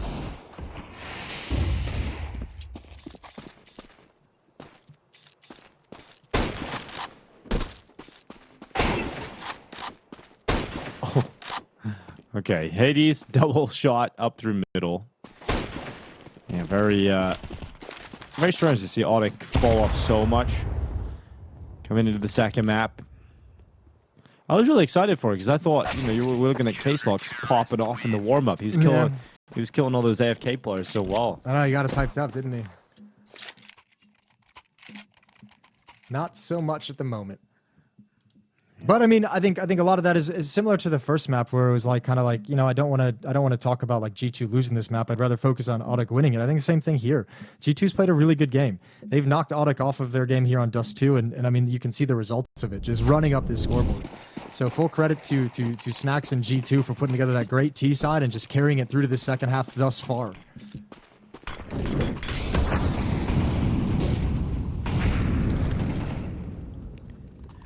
Ooh, Woody. Good start to the round here. Trying to get another one through the mid-door smoke.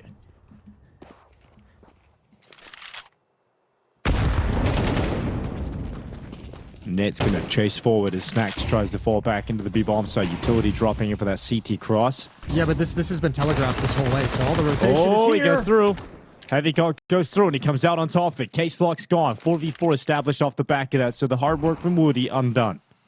Okay, but that's also a player they know is generally an A player, so now going to investigate over. Woody's just like, all right, well, if someone is shifted over to middle to watch for that mid to B split, I'm going to start creeping out catwalk and see if I can find anything. They'll never expect it. But now the problem and the question becomes, how do you want your teammates to join up with you? Are you going to keep this as a B hit with you as a flank from A, or are you going to tell them to come back and try and join up through long? And it's looking like it's the first option. B hit with this massive long distance flank.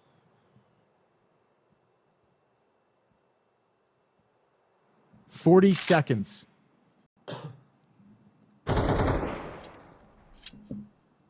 And it feels like they made this call to fall back to the A bomb site 20 seconds later than I would have expected it to come, where you've had Heavy God and MongolZ just completely infest this map and you have no chance to cross. This is going to be a very surprising outcome, isn't it? Heavy God just waiting for them. Okay. That is a surprising outcome. That yes, that is a very surprising outcome. Yep, they somehow got it. But MongolZ looking to step up in his teammate's stead. He gets a double kill. Good work from MongolZ. Nate able to frag out, but it's a 2v2. Flank now from Taz, though. He's coming out lower. Jumping. Jumping. Can he stop it? One more? Jumping. Yeah, he will. Okay, Snax, you love that. And that's denied. Okay, that's the most Snax way to do it. Jump up and down with the MP9. Final attempt as the last tick of the plant comes in. Dude, it's probably so hard to communicate with Matios in middle that you need him to like peek and swing immediately, like as fast as humanly possible. And that, like, to properly describe the kind of trouble you're in when the round is about to come to a close. Man, it's set up so well for G2 to have just been like a clean, easy victory. Nice job from ODDIK kind of getting around it. Maybe a missed opportunity from Heavy God, but I mean, MongolZ again with the big save. The double kill coming off catwalk. A beautiful round, and it's 12-3. 9 chances for G2 to close out Dust 2 and take us to Nuke.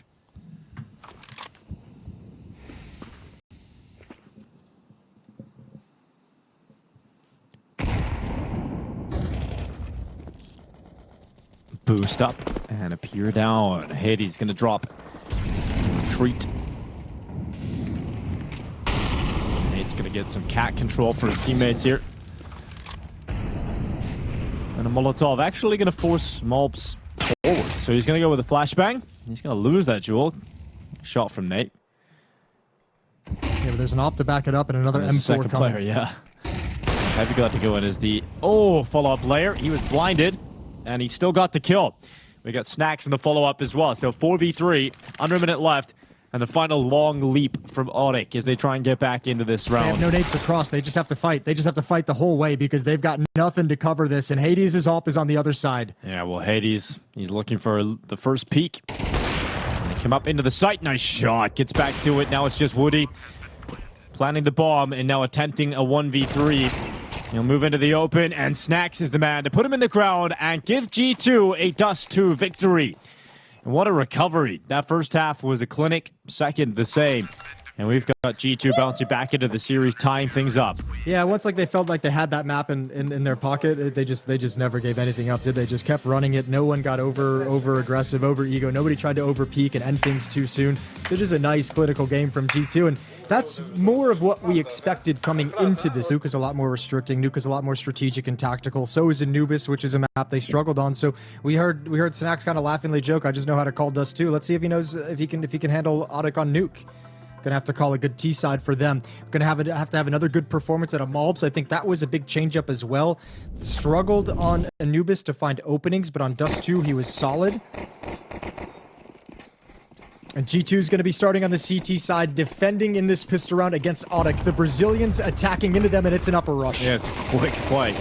It's going to be Tastelocks out first, and to the back of the site he goes. Nothing picked up for Tastelocks, the man who started the series off with the pistol ace. It's now going to be 3 players coming in from heaven for G2 as the flash is the trigger point, and all the kills go up there for the T's, apart from one. Tastelocks falls, and everybody else steps up for ODDIK.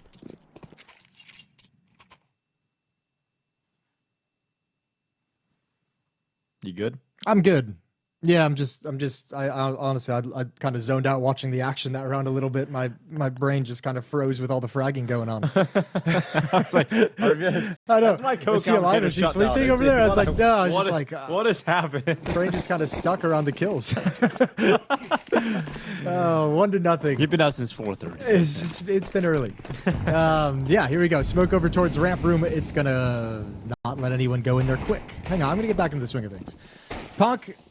Just playing standard, and already across towards Secret. That's a Mac 10 that's going to hustle in. A second round buy for G2, but they've got no clue about this Secret play.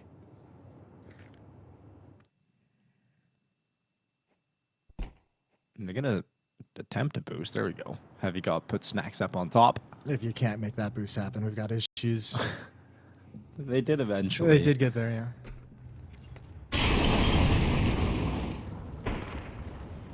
Well, a ramp stack. No one from ODDIK coming ramp, so not going to work out for G2. It doesn't really matter that the boost was fumbled a little bit. MongolZ Deagle chiming in. I always like hearing the 1D ring out across the map. Oh, here he comes! Oh, yeah, there's another one from MongolZ. Oh, and they're already downstairs. They already know it's coming. They're already here to stop this. There is an escape route kind of available if they go back up the vents, but it might have to be quick. 44 seconds. Tastelocks gets into the vent, but he does it silently. It's Snacks upstairs still with the chance to defend against this. Over in lobby. Woody's having a look. Here comes Tastelocks to clear out Snacks, who was looking into the wall. Yeah, it was like pre-lining his shot to like hard clear and swing, but just kind of froze there staring into the wall for a little bit long. Now 3v3 with the site comfortably taken by ODDIK. G2 retreating, not going to go for this one. They don't have the kits, they don't have the utility to pull it off. MongolZ gives them a look in with a couple of Deagle kills, but that is it. And so ODDIK go 2-0 up here on Nuke. Much better already. I mean, this is a team that won both pistols, right, over on Anubis, so yeah. that was certainly something that played into how one-sided that was. Sure, yeah, and obviously with one here, that's quite nice, and a good start on this T side. Would obviously be super beneficial to just get out to like that buffer of like 4 early rounds when you have the economic advantage, and just that pressure release of being like, we only really need to add like 2 more gun rounds on top to be in a happy place. Second round buy doesn't do enough for G2, but it did put him in a position. There was a chance they could have won that if Snacks could have converted that over in lobby, if they were able to recognize the escape route a little bit earlier and get a jump on the shift back to the upper bomb site. And now they've got a scout and 2 MP9s to try and rinse and repeat and do it over again. At least doing some damage to the economy. Excuse me, a Deagle on MongolZ. The other MP9 was taken away from them.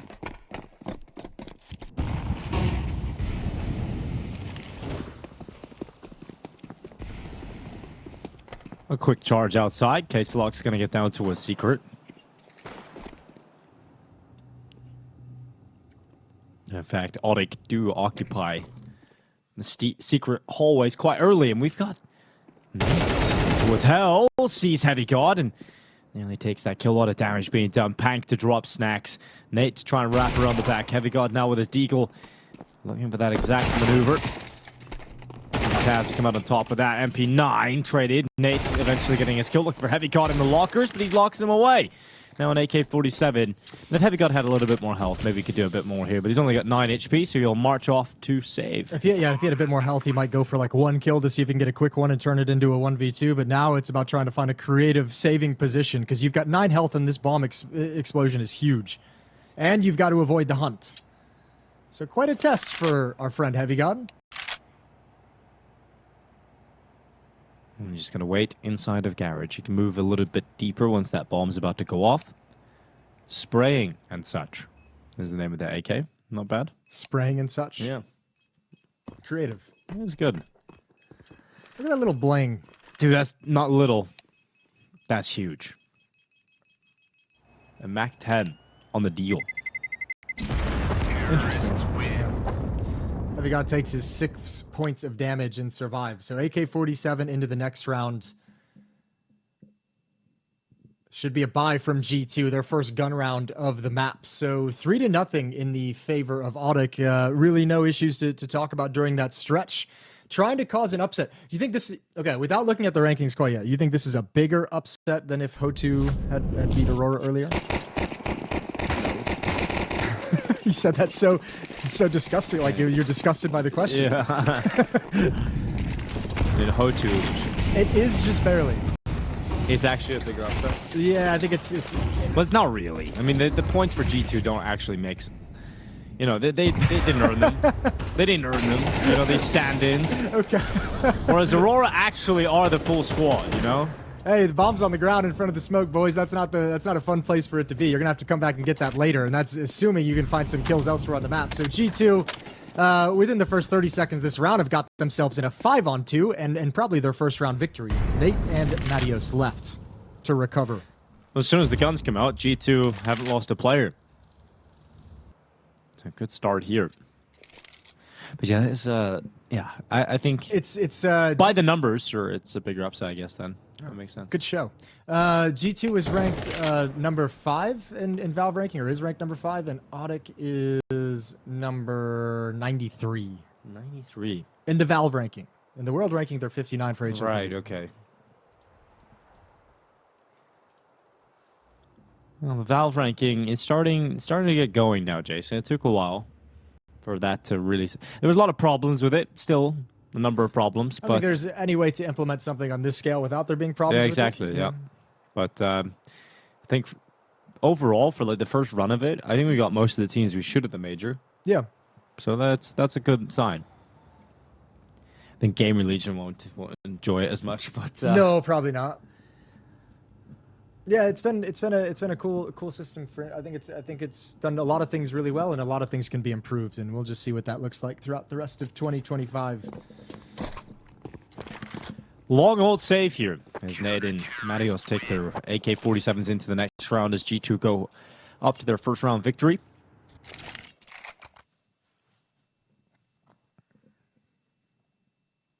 Heavy God joining this G2 project from the collapsing Cloud9.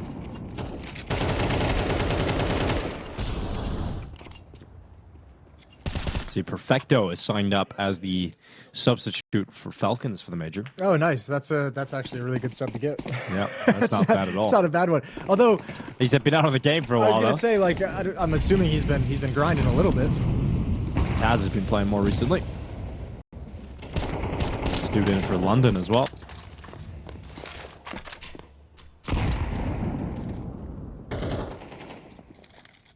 I mentioned Taz got those fun lurky rolls on the T side of Dust 2, which helped him kind of have some impact on that map. Well, they can't all be nice, because here on Nuke he's got the responsibility of the upper bomb side on the floor, which is a stressful position to play.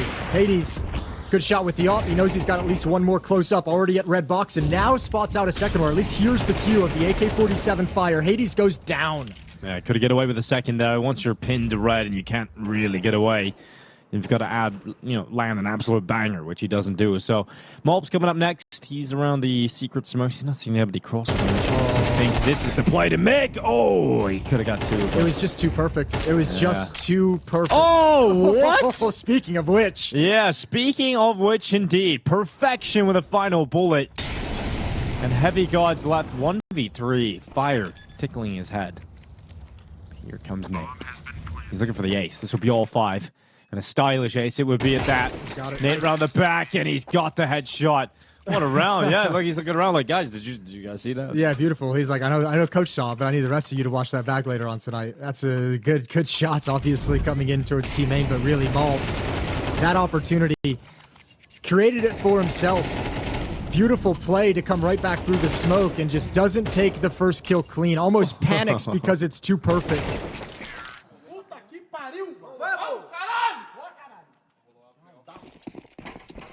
Very happy about that one. And ODDIK 4-1 up on the T side. They're back. And here comes Pank charging through the door into the upper bomb site. MongolZ's going to put a stop to him quite quickly. Mario smoked out and held back. He'll blow that smoke open just to see who's on the other side. And not making the most of it. G2 going to settle into a 5v4 advantage.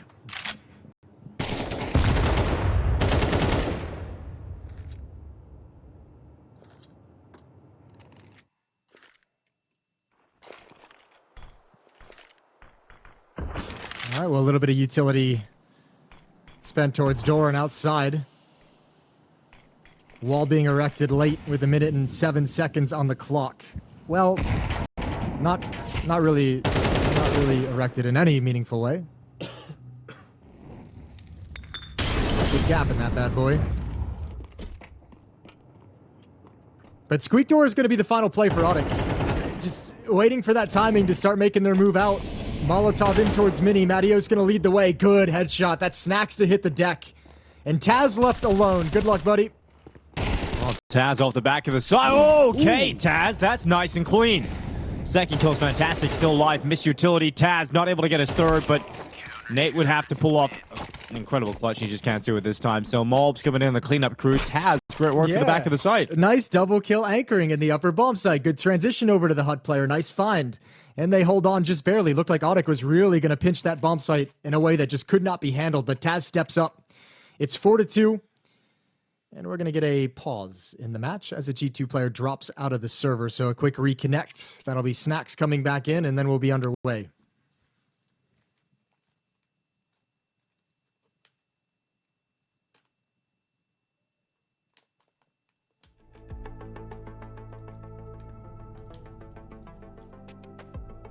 Getting a nice little drink here. Hydrating.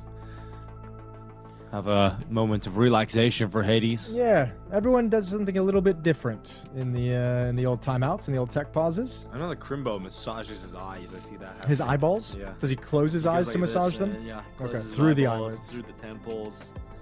It's like a pre-match warm-up. Sure. Well, the admin's in on the case here.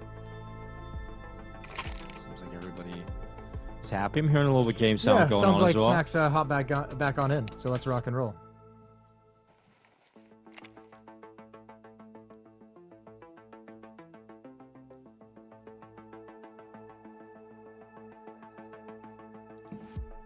Actually, Snacks is just restarting his game.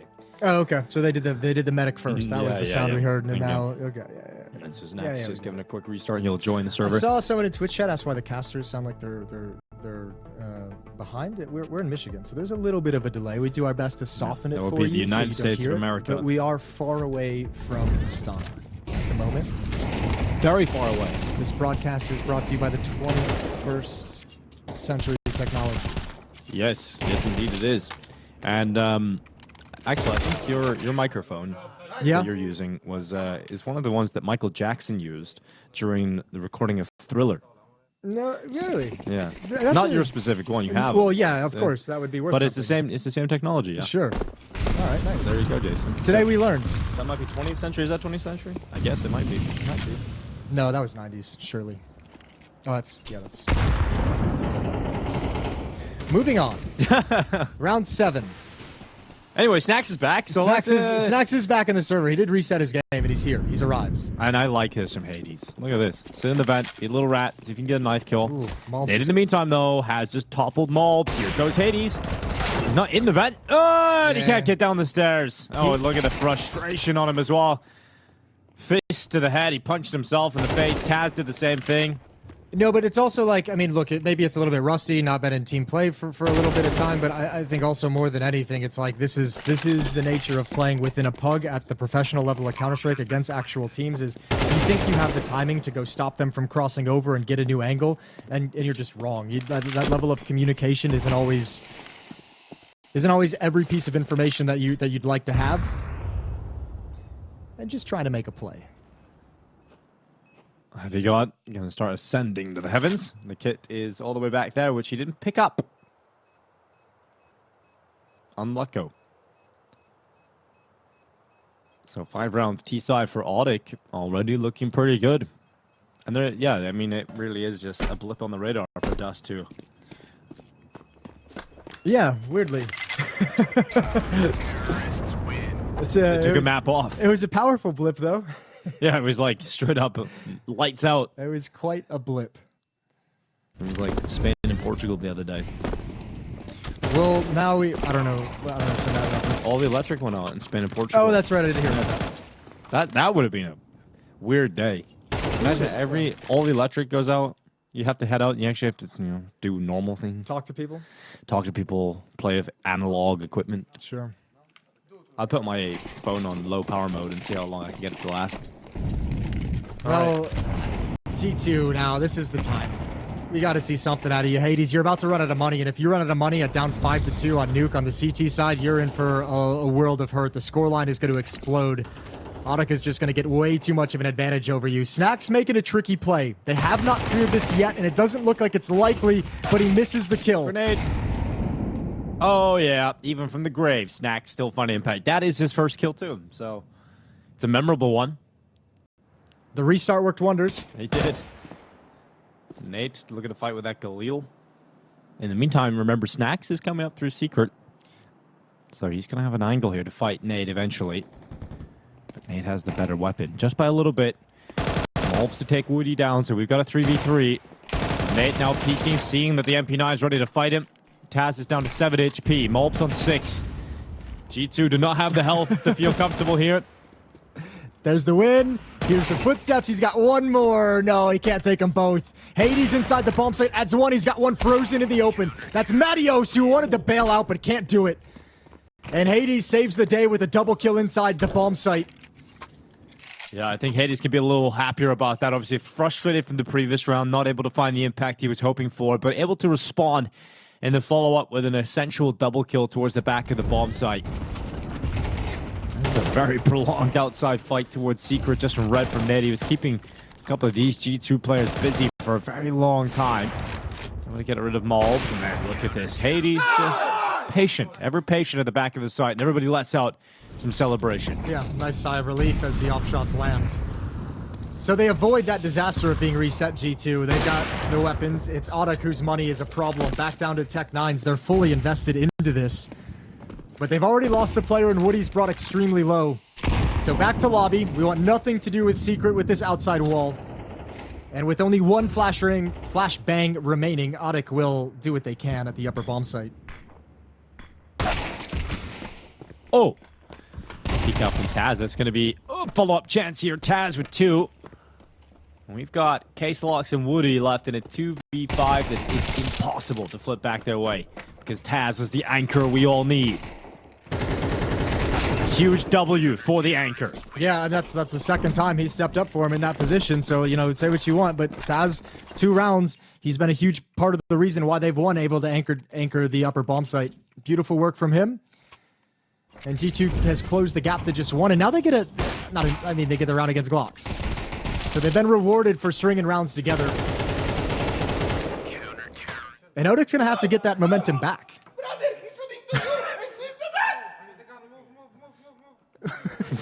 Okay. This young man, he's full of energy. He's doing his Apex impression. That did sound Apex as hell, didn't it? Now he's got the XM 1014. The alligator. Hades gonna chime in. Mattios going down first. Snacks to burn away Pank. And the Glocks. They actually have somehow found Hades. Yeah, they ran him down eventually. But it doesn't matter, because everyone else is getting taken down. So it's going to be all tied up at 5. 2 rounds remaining in the half after this, after all is said and done. K-Slock's just kind of just chilling. What do you call him? Slot? K-Slock. K-Slocks, yeah. That's what we're calling it. I keep trying to do it all as like one go, and it just doesn't work. Yeah. K-Slocks. Slocks. Yeah, it's hard. It's a bold name, really. I would love to hear how he says it.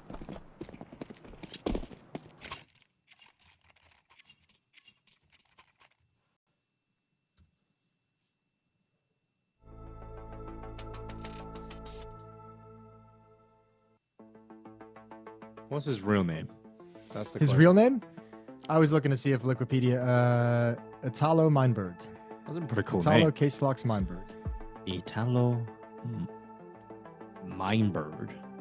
From Brazil. My Mountain, I guess. Is that what that means? I have no idea. Yeah, Mine Mountain. Well, timeout comes to a close. Round 11 coming in hot. G2 on a little bit of a mini run here to equalize things at 5. It's been 3 in a row for the G2 defense that got battered early. They're recovering from a 5-1 scoreline. And it finally brought it back to try and see if they can take the lead because, I don't know, I think no matter what they end, 6-6, 7-5, I think you're still going to be a little bit concerned considering the T side we saw out of G2 to start this series on Anubis.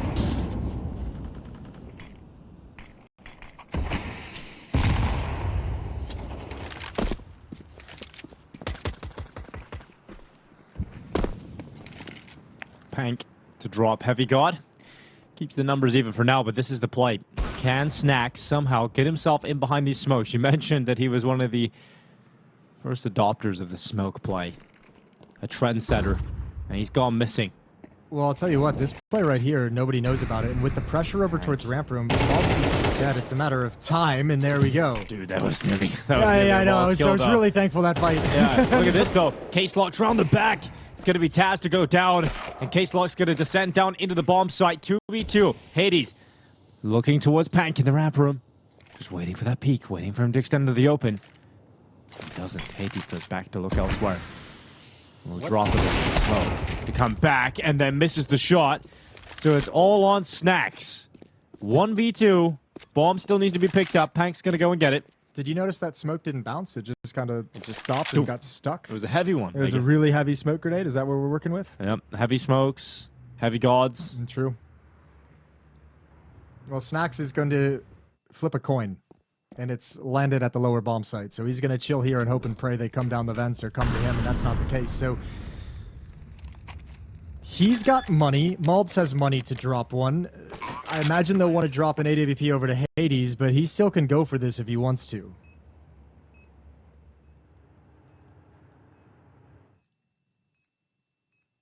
Pick up a kit on the way. 1 flashbang and an HE grenade salvaged as well. 2 to find as he ascends the ladder. Taking his time, but there's not a lot of time left. Snacks into the open. There's the first kill. K-Slock's goes down. It's now just Pank. He's going to send the nade in. Get down onto that defuse. Snacks is going to hold it. Snacks is going to stick it. Snacks not able to get it. Pank comes in with a 4K in this round, and it's 6-5 as ODDIK reclaim the lead. Yeah, really well done. Put a stop to that run from G2. 3 in a row gets stopped cold. It looked really good for G2 as well to open things up, but Ponk just punishing the push here from Heavy. Got a brilliant round from him. Finds MongolZ later on. This flank and wrap around Heaven is brutal. And closing it out, what a quad kill in the round overall. That's not bad. And 1 remaining in this first half.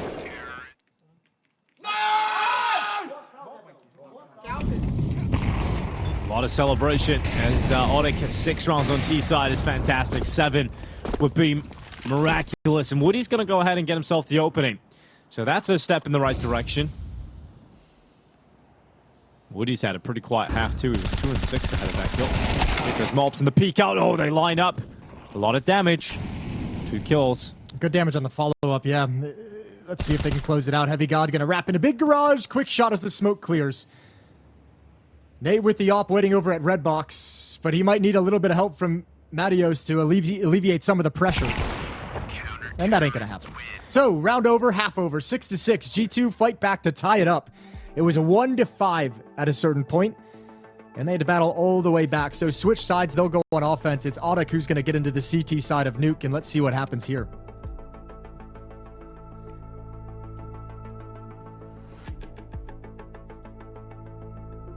Well, it's exactly what you were asking for, Jason. A closely contested game going into the second half, back and forth. Yeah, and now I guess the question is, I think, you know, most of the second half is gonna lean towards what you think of G2's offense. If it's gonna be able to have production, if they're gonna be able to call in, and I think the best thing they can do right now, especially in a pug environment, gain some of those early advantages that you can do on the map, kind of like what ODDIK did to you, right? And in the fact they ran up to that 5-1 scoreline, win the pistol, get control of the economy, and use that to get as many easy rounds as possible in the early stage of your T side. I almost feel like if G2 want to win this map, they need that advantage early on. They need that pistol round win. They need that first gun round advantage, and maybe you can build into something from there. But I think based off what I saw on Anubis, a more complicated map, Dust 2 completely different, where Snacks called a really, really good game. Anubis was no production, was no movement, was no creativity. So let's see what kind of G2 we get on the third map now. Maybe that was just a warm-up. Maybe they woke up.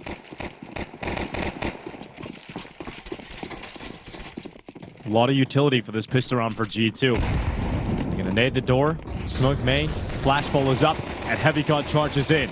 Looking to bring down the first. A lot of bullets, but it's Kaz to take two. They know that Woody's gone into the hut, and Heavy God's gonna deal with it.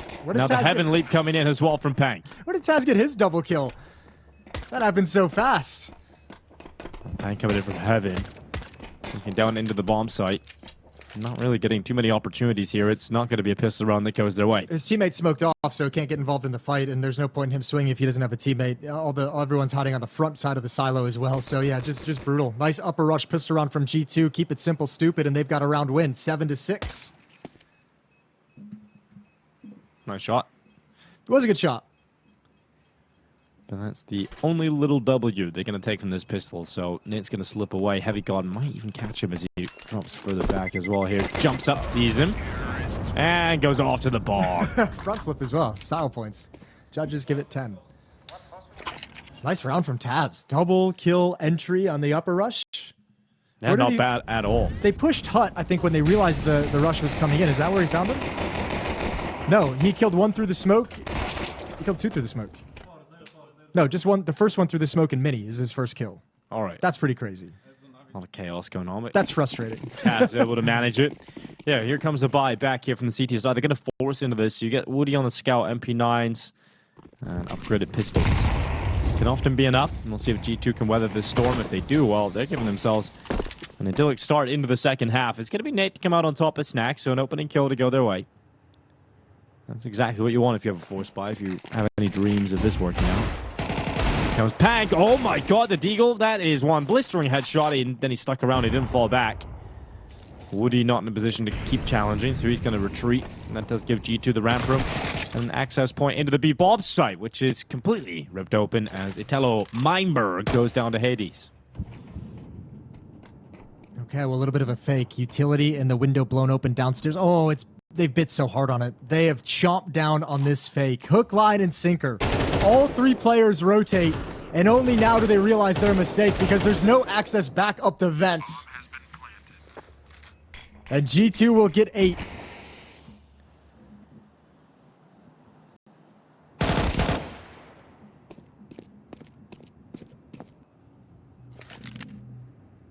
It started so well for ODDIK. You get the opening pick, you get one kill on the ramp room defense as well.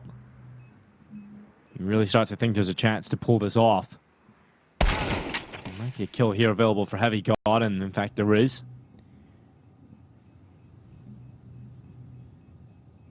Matius just holding on to the scout. So 8-6. Nothing saved over really apart from the scout. So it should be we haven't had them 9-6 scoreline. Haven't had them really tested on this T side yet. That'll come out when the M4s come in for ODDIK and seeing what they can do. So another round where they get to play against mostly pistols. That scout will be in play. A 5.7 will be in play. Should be mostly USPs around that. Either way, they survived some of the little bit of scares that come their direction. Good job from Hades recovering. That MP9 spray not landing. And a great fake at the lower bomb site to just seal the round with ease in a 3v3.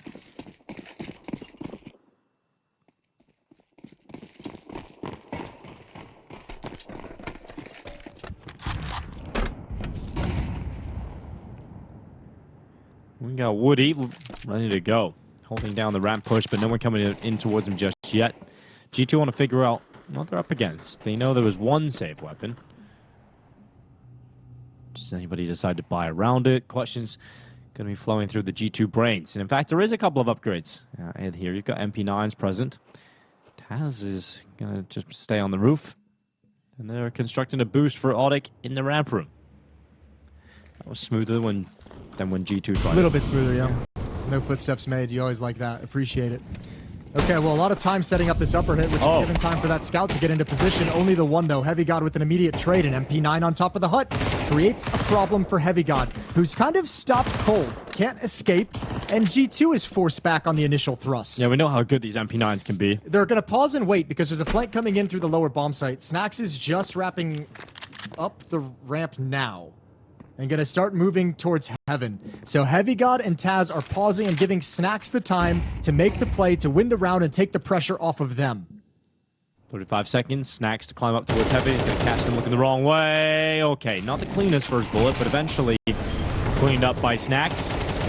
Taz is going to try and stay inside of Hut, and we are looking at Pank turning back, and okay, G2, you let that one go. Really shouldn't have been that easy in the end for ODDIK, but it was. No, especially with that flank coming in. Felt like I think Snax needed, you're right, that messy spray. If that was a little bit cleaner, he can swing out wide after the fact and actually look into the bomb site. But after it takes that long to get the kill, he knows everyone's going to have their attention on his position. And man, do they get shut down. Good crunch from ramp room as well to follow up on that. Taz backs up into Hut when he gets the 5.7 close up and gets flanked. So they did get that early advantage. It didn't net them nearly as much productivity as they would have liked, as I think they might have needed. So now 2 pistols, 3 AK-47, and MongolZ is going to make the run out the red box and finds the op in the open, not prepared for any fight whatsoever. Yeah, great start from MongolZ. You got to work with this, though, if you're G2. Got to be able to convert this into a round victory, so they got to start moving outside quite quickly. They don't want to just let the gap close. Pank taking Taz down. The numbers are now even again, but Snax is wrapping around the back. Oh, it looked like he was just going to look away at the wrong time. Then MongolZ steps up.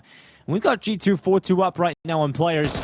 And Pank looking to try and clean up. And oh, just like that, the numbers go back. They're even in the blink of an eye. And one of them was a high HP player, so you still have Hades alive with 3 health. So he's just like, oh, this kind of sucks. So he'll be the bait. He's going to go way, way far ahead, keep some spacing for MongolZ to give him time to react. And they hear these footsteps down low, over behind the silo, up on the rafters. Hades. Oh, they don't check him. Case locks. He's got one and locks in the second. No problem for Case locks off the rafters. We've got a tie game again. Yeah, now no money whatsoever for G2. Not even the bomb plant, the extra bonus cash they would have gotten. That's not going to be there whatsoever. So a really labored buy, if at all, coming out for G2 in this next round. And that opens up the runway for ODDIK to regain the lead.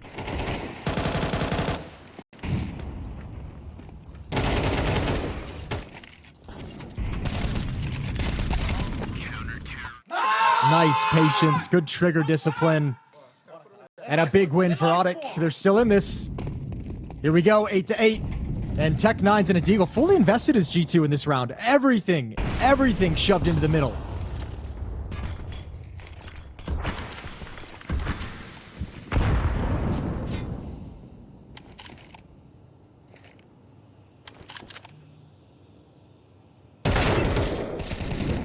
Okay. There we go, not going to be happy about that. Loses his head through the smoke. Follow-up kill for Case Locks, 2 in the round so far. Slowing down G2. And now when you have weaker weapons and you're stalled out in lobby, there's no way forward. This round's done.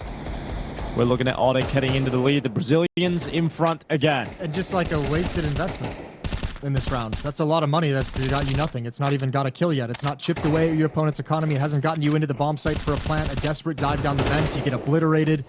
Can't recover the bomb. So yeah, this is a lot of money that's kind of gone to waste for the G2 side in this round, unfortunately. 45 seconds and no reason for anyone from ODDIK to be aggressive. They'll wait for the peaks to come to them. First MongolZ, now Hades, as his position is known with the utility. Cool idea, though. Chuck the utility so they know where you are, and then go try and punish the eager ramp player. Yeah. But, you know, doesn't push all the way. Just gets a new position. All right, well, for ODDIK, got to take this chance. You know, you had a close game against Astralis. Not good enough. Close games aren't good enough. You need to take some of these wins. And you got G2 on the ropes at the moment. I think that force buy right there is... I think that's. I mean, there's still a lot of time to recover from it left for G2, but that's a really heavy loss to take of all that money being invested and getting nothing out of it at this stage of the game as ODDIK regains the lead.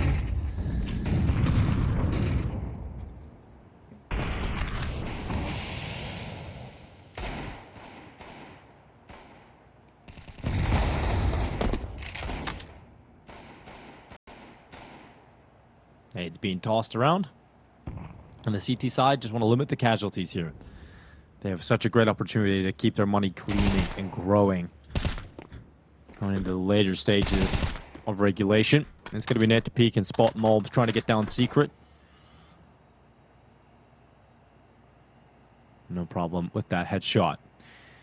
Pank on the follow-up too. So just a matter of time before we see a 10th round picked up. I think coming into this event, when you look at G2, you just become used to seeing this organization and wanting them to get into playoffs. Yeah, the name value is really strong with a team like G2. But I think we realize now that the expectations of this team, there are none, really. I think it would be different, too. If Hunter was here, I think I could have higher expectations, right? Especially with someone like Hades just kind of plugging in. But you add a stand-in to the fact that you have a coach also playing for one of your main players and main leadership figures. I don't know. It's just a lot to overcome if you're G2.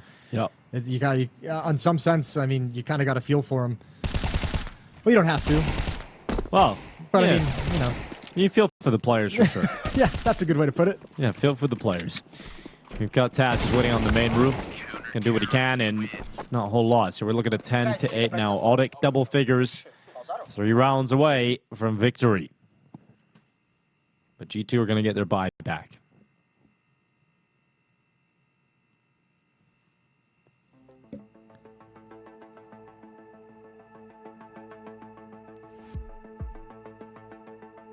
Communications going on down the line. Heavy communication about who's doing what, who needs what, who reacts which way. All settled in for round 19. ODDIK just 3 rounds away from causing a monstrous upset. Not in terms of lineups, but in terms of ranking.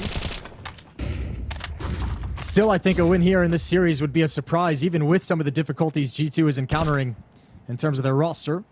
Woody's going to take a peek in towards Big Garage. One up on the roof, that's Taz. 3 players lined up to cross behind these smokes over towards Secret. It's only Snacks for the moment, but Hades and MongolZ there to follow up. Well, it's going to be Hades to drop Woody. So good start here for G2. Still a lot of time as well for the T side. They're going to work that deep smoke towards the Hellline goal, but that's a little bit unfortunate, isn't it? Pank with a triple kill. They lined up for the double, then he closes on the third. MongolZ trying to fight G2 back into contention, and he's done so. It's still a 2v2 with 55 seconds left, but this round, not a moment to breathe for G2. Heavy God walks through the door smoke right into Marios. And it leaves Mario in a 1v2. He's going to cross into the open. Back at the garage is Pank. Oh, close, but no cigar for the Guatemalan. Well, I'll tell you what, that never needed to happen. That's another one of those, it's a missed smoke over towards lockers. That smoke is supposed to bounce in front of the windows, and actually Pank is taking an angle at the stairs that the missed smoke blocks, which forces him to rotate to the position it's supposed to block, which they expect to be blocked, and then they're surprised to see Pank swing there and grab a double that's lined up at long range. That is, there's so many disasters layered into that play. But it all starts with a missed smoke.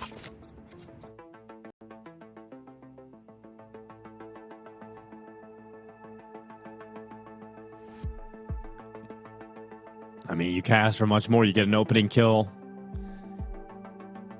And then it all unravels. You know, a crucial point of this game. This is their first time out as well for G2. They didn't take one when they were down 1-5. Well, the coaches in the team. Yeah, that's true. That's fair, I guess. Still, might be nice to take a pause. yeah, get a new water something. I don't know. Tie your shoe. Do some jumping jacks. Yeah, anything really. But really backs against the wall. I've just seen the giant mouse pad. I love the PGL make those. They're just so huge. The blankets. Yeah, the blanket pads. Oh, here we go. G2 need to warm up.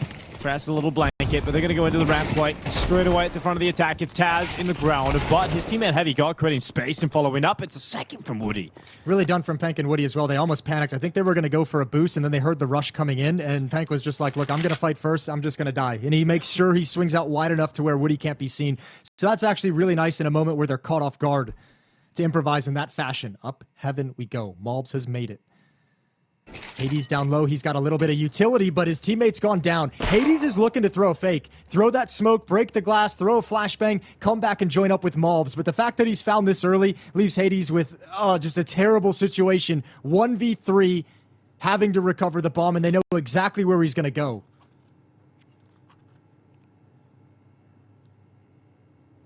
Thankfully, the bomb dropped. So 45 seconds. Hades has a lot of time to work with here. Problem is the ramp pushes come in.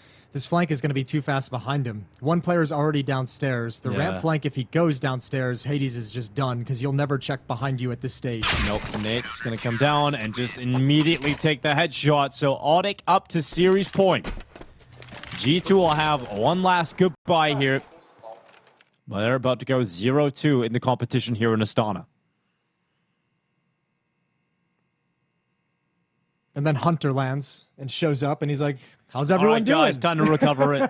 Dude, how many times have we said that like going 0-2 in the Swiss system can actually be the best meta? I'd have to hear a little bit more evidence. I'd have to hear your argument. Cloud9. Which is... Okay. Boston Major. That was 0-2, right? Yeah. One of like the 7 or 8 teams that went 0-2. What the other 7 teams do. Yeah, but the one that won. The one that won.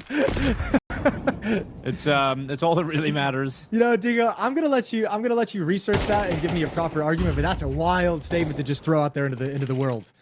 There was something recently. I remember because I was seeing a tweet about it and I thought it was funny, but I can't remember what it is. It hasn't actually left that much of a profound impact on me, I guess. But we get into the final round possibly here. We've got MongolZ just sitting on the main roof.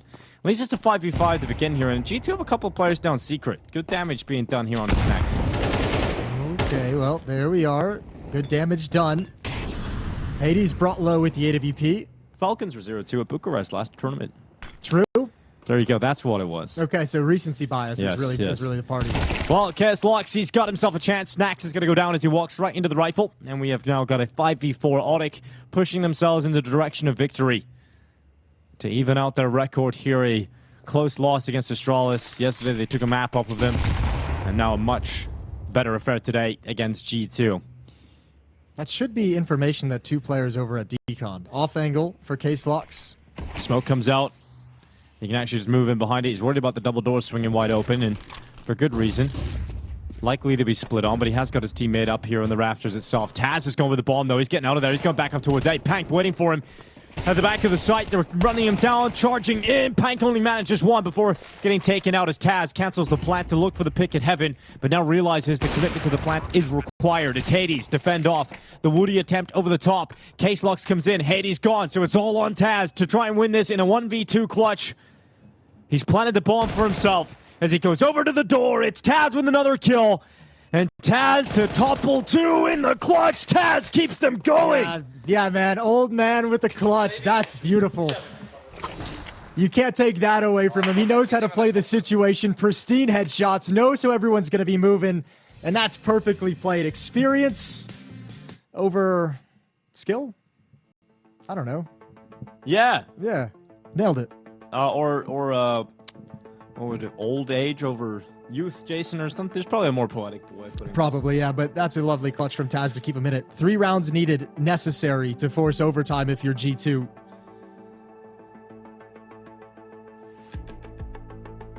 Timeout taken as they talk things over. It's going to start getting tense, and now you have the thing where you start talking about with ODDIK. Are they prepared to actually win the game? That sometimes is the hardest factor when you've gotten to this point. We've seen a lot of teams struggle with it. So can they close this out, especially after losing a clutch to Taz, a 2v1? A moment that slipped away from them.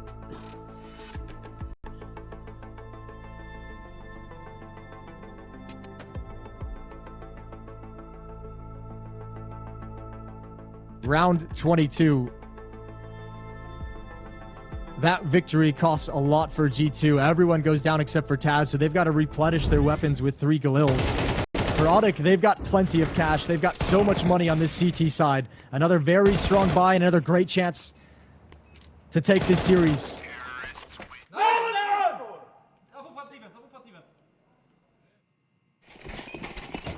And Taz keeps them going, but is it going to be enough, or is it just one extra round?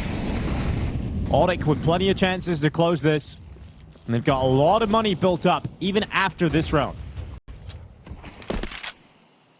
MOBS quickly dropping onto the main roof.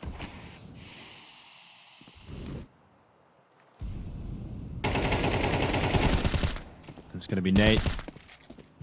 Shooting a shot up there with MOBS. Gap in that smoke. Massive gap. The Woody will hand out a haircut through, but then goes for the repeak.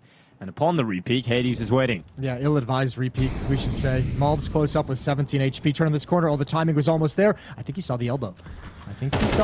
He's going to back into it. Good shot. Perfect. And the mini player had just dropped down vent, so nobody's there for the trade, and now MOBS has got some ground to work with. Yeah, he's going to start climbing up towards heaven, silently creeping his way to the top of the ladder. 55 seconds left. Just a lot of time to stay composed here for MOBS. No reaction yet for anybody from ODDIK. They don't feel comfortable to make a move. They're just kind of lying in wait, waiting for G2 to come to them. He's not even considering heaven? They don't consider heaven? What? Why? Because the player down hell has to react to it, but Case Locks come in. Pank flies up the ladder, and suddenly the round's back on again here for the CT side, but with that kill from Heavy God, it has thrust Pank into a 1v2. I think he must be right. I think the miscommunication of Pank not communicating that he wasn't watching it, but now the bomb is going to go up. He's got a good timing on this flank through Mini. Back of the bomb site, both players. He sees the trajectory of the utility. This is a great timing. Pank around the backside. They're doubled up in the same position. Pank is closer than they can ever expect. Oh, it's going to be a free kill and 2 headshots. That's it. The knockout blow. G2 goes 0-2 on day 2 of PGL Astana. And ODDIK get the win. What a way to close it out. A perfect timing on the wraparound. Absolutely brutal. Turning the corner, unsuspected double kill. And that's an impressive series victory from ODDIK. We can forget about Dust 2. They got deleted on that map, let's be fair. But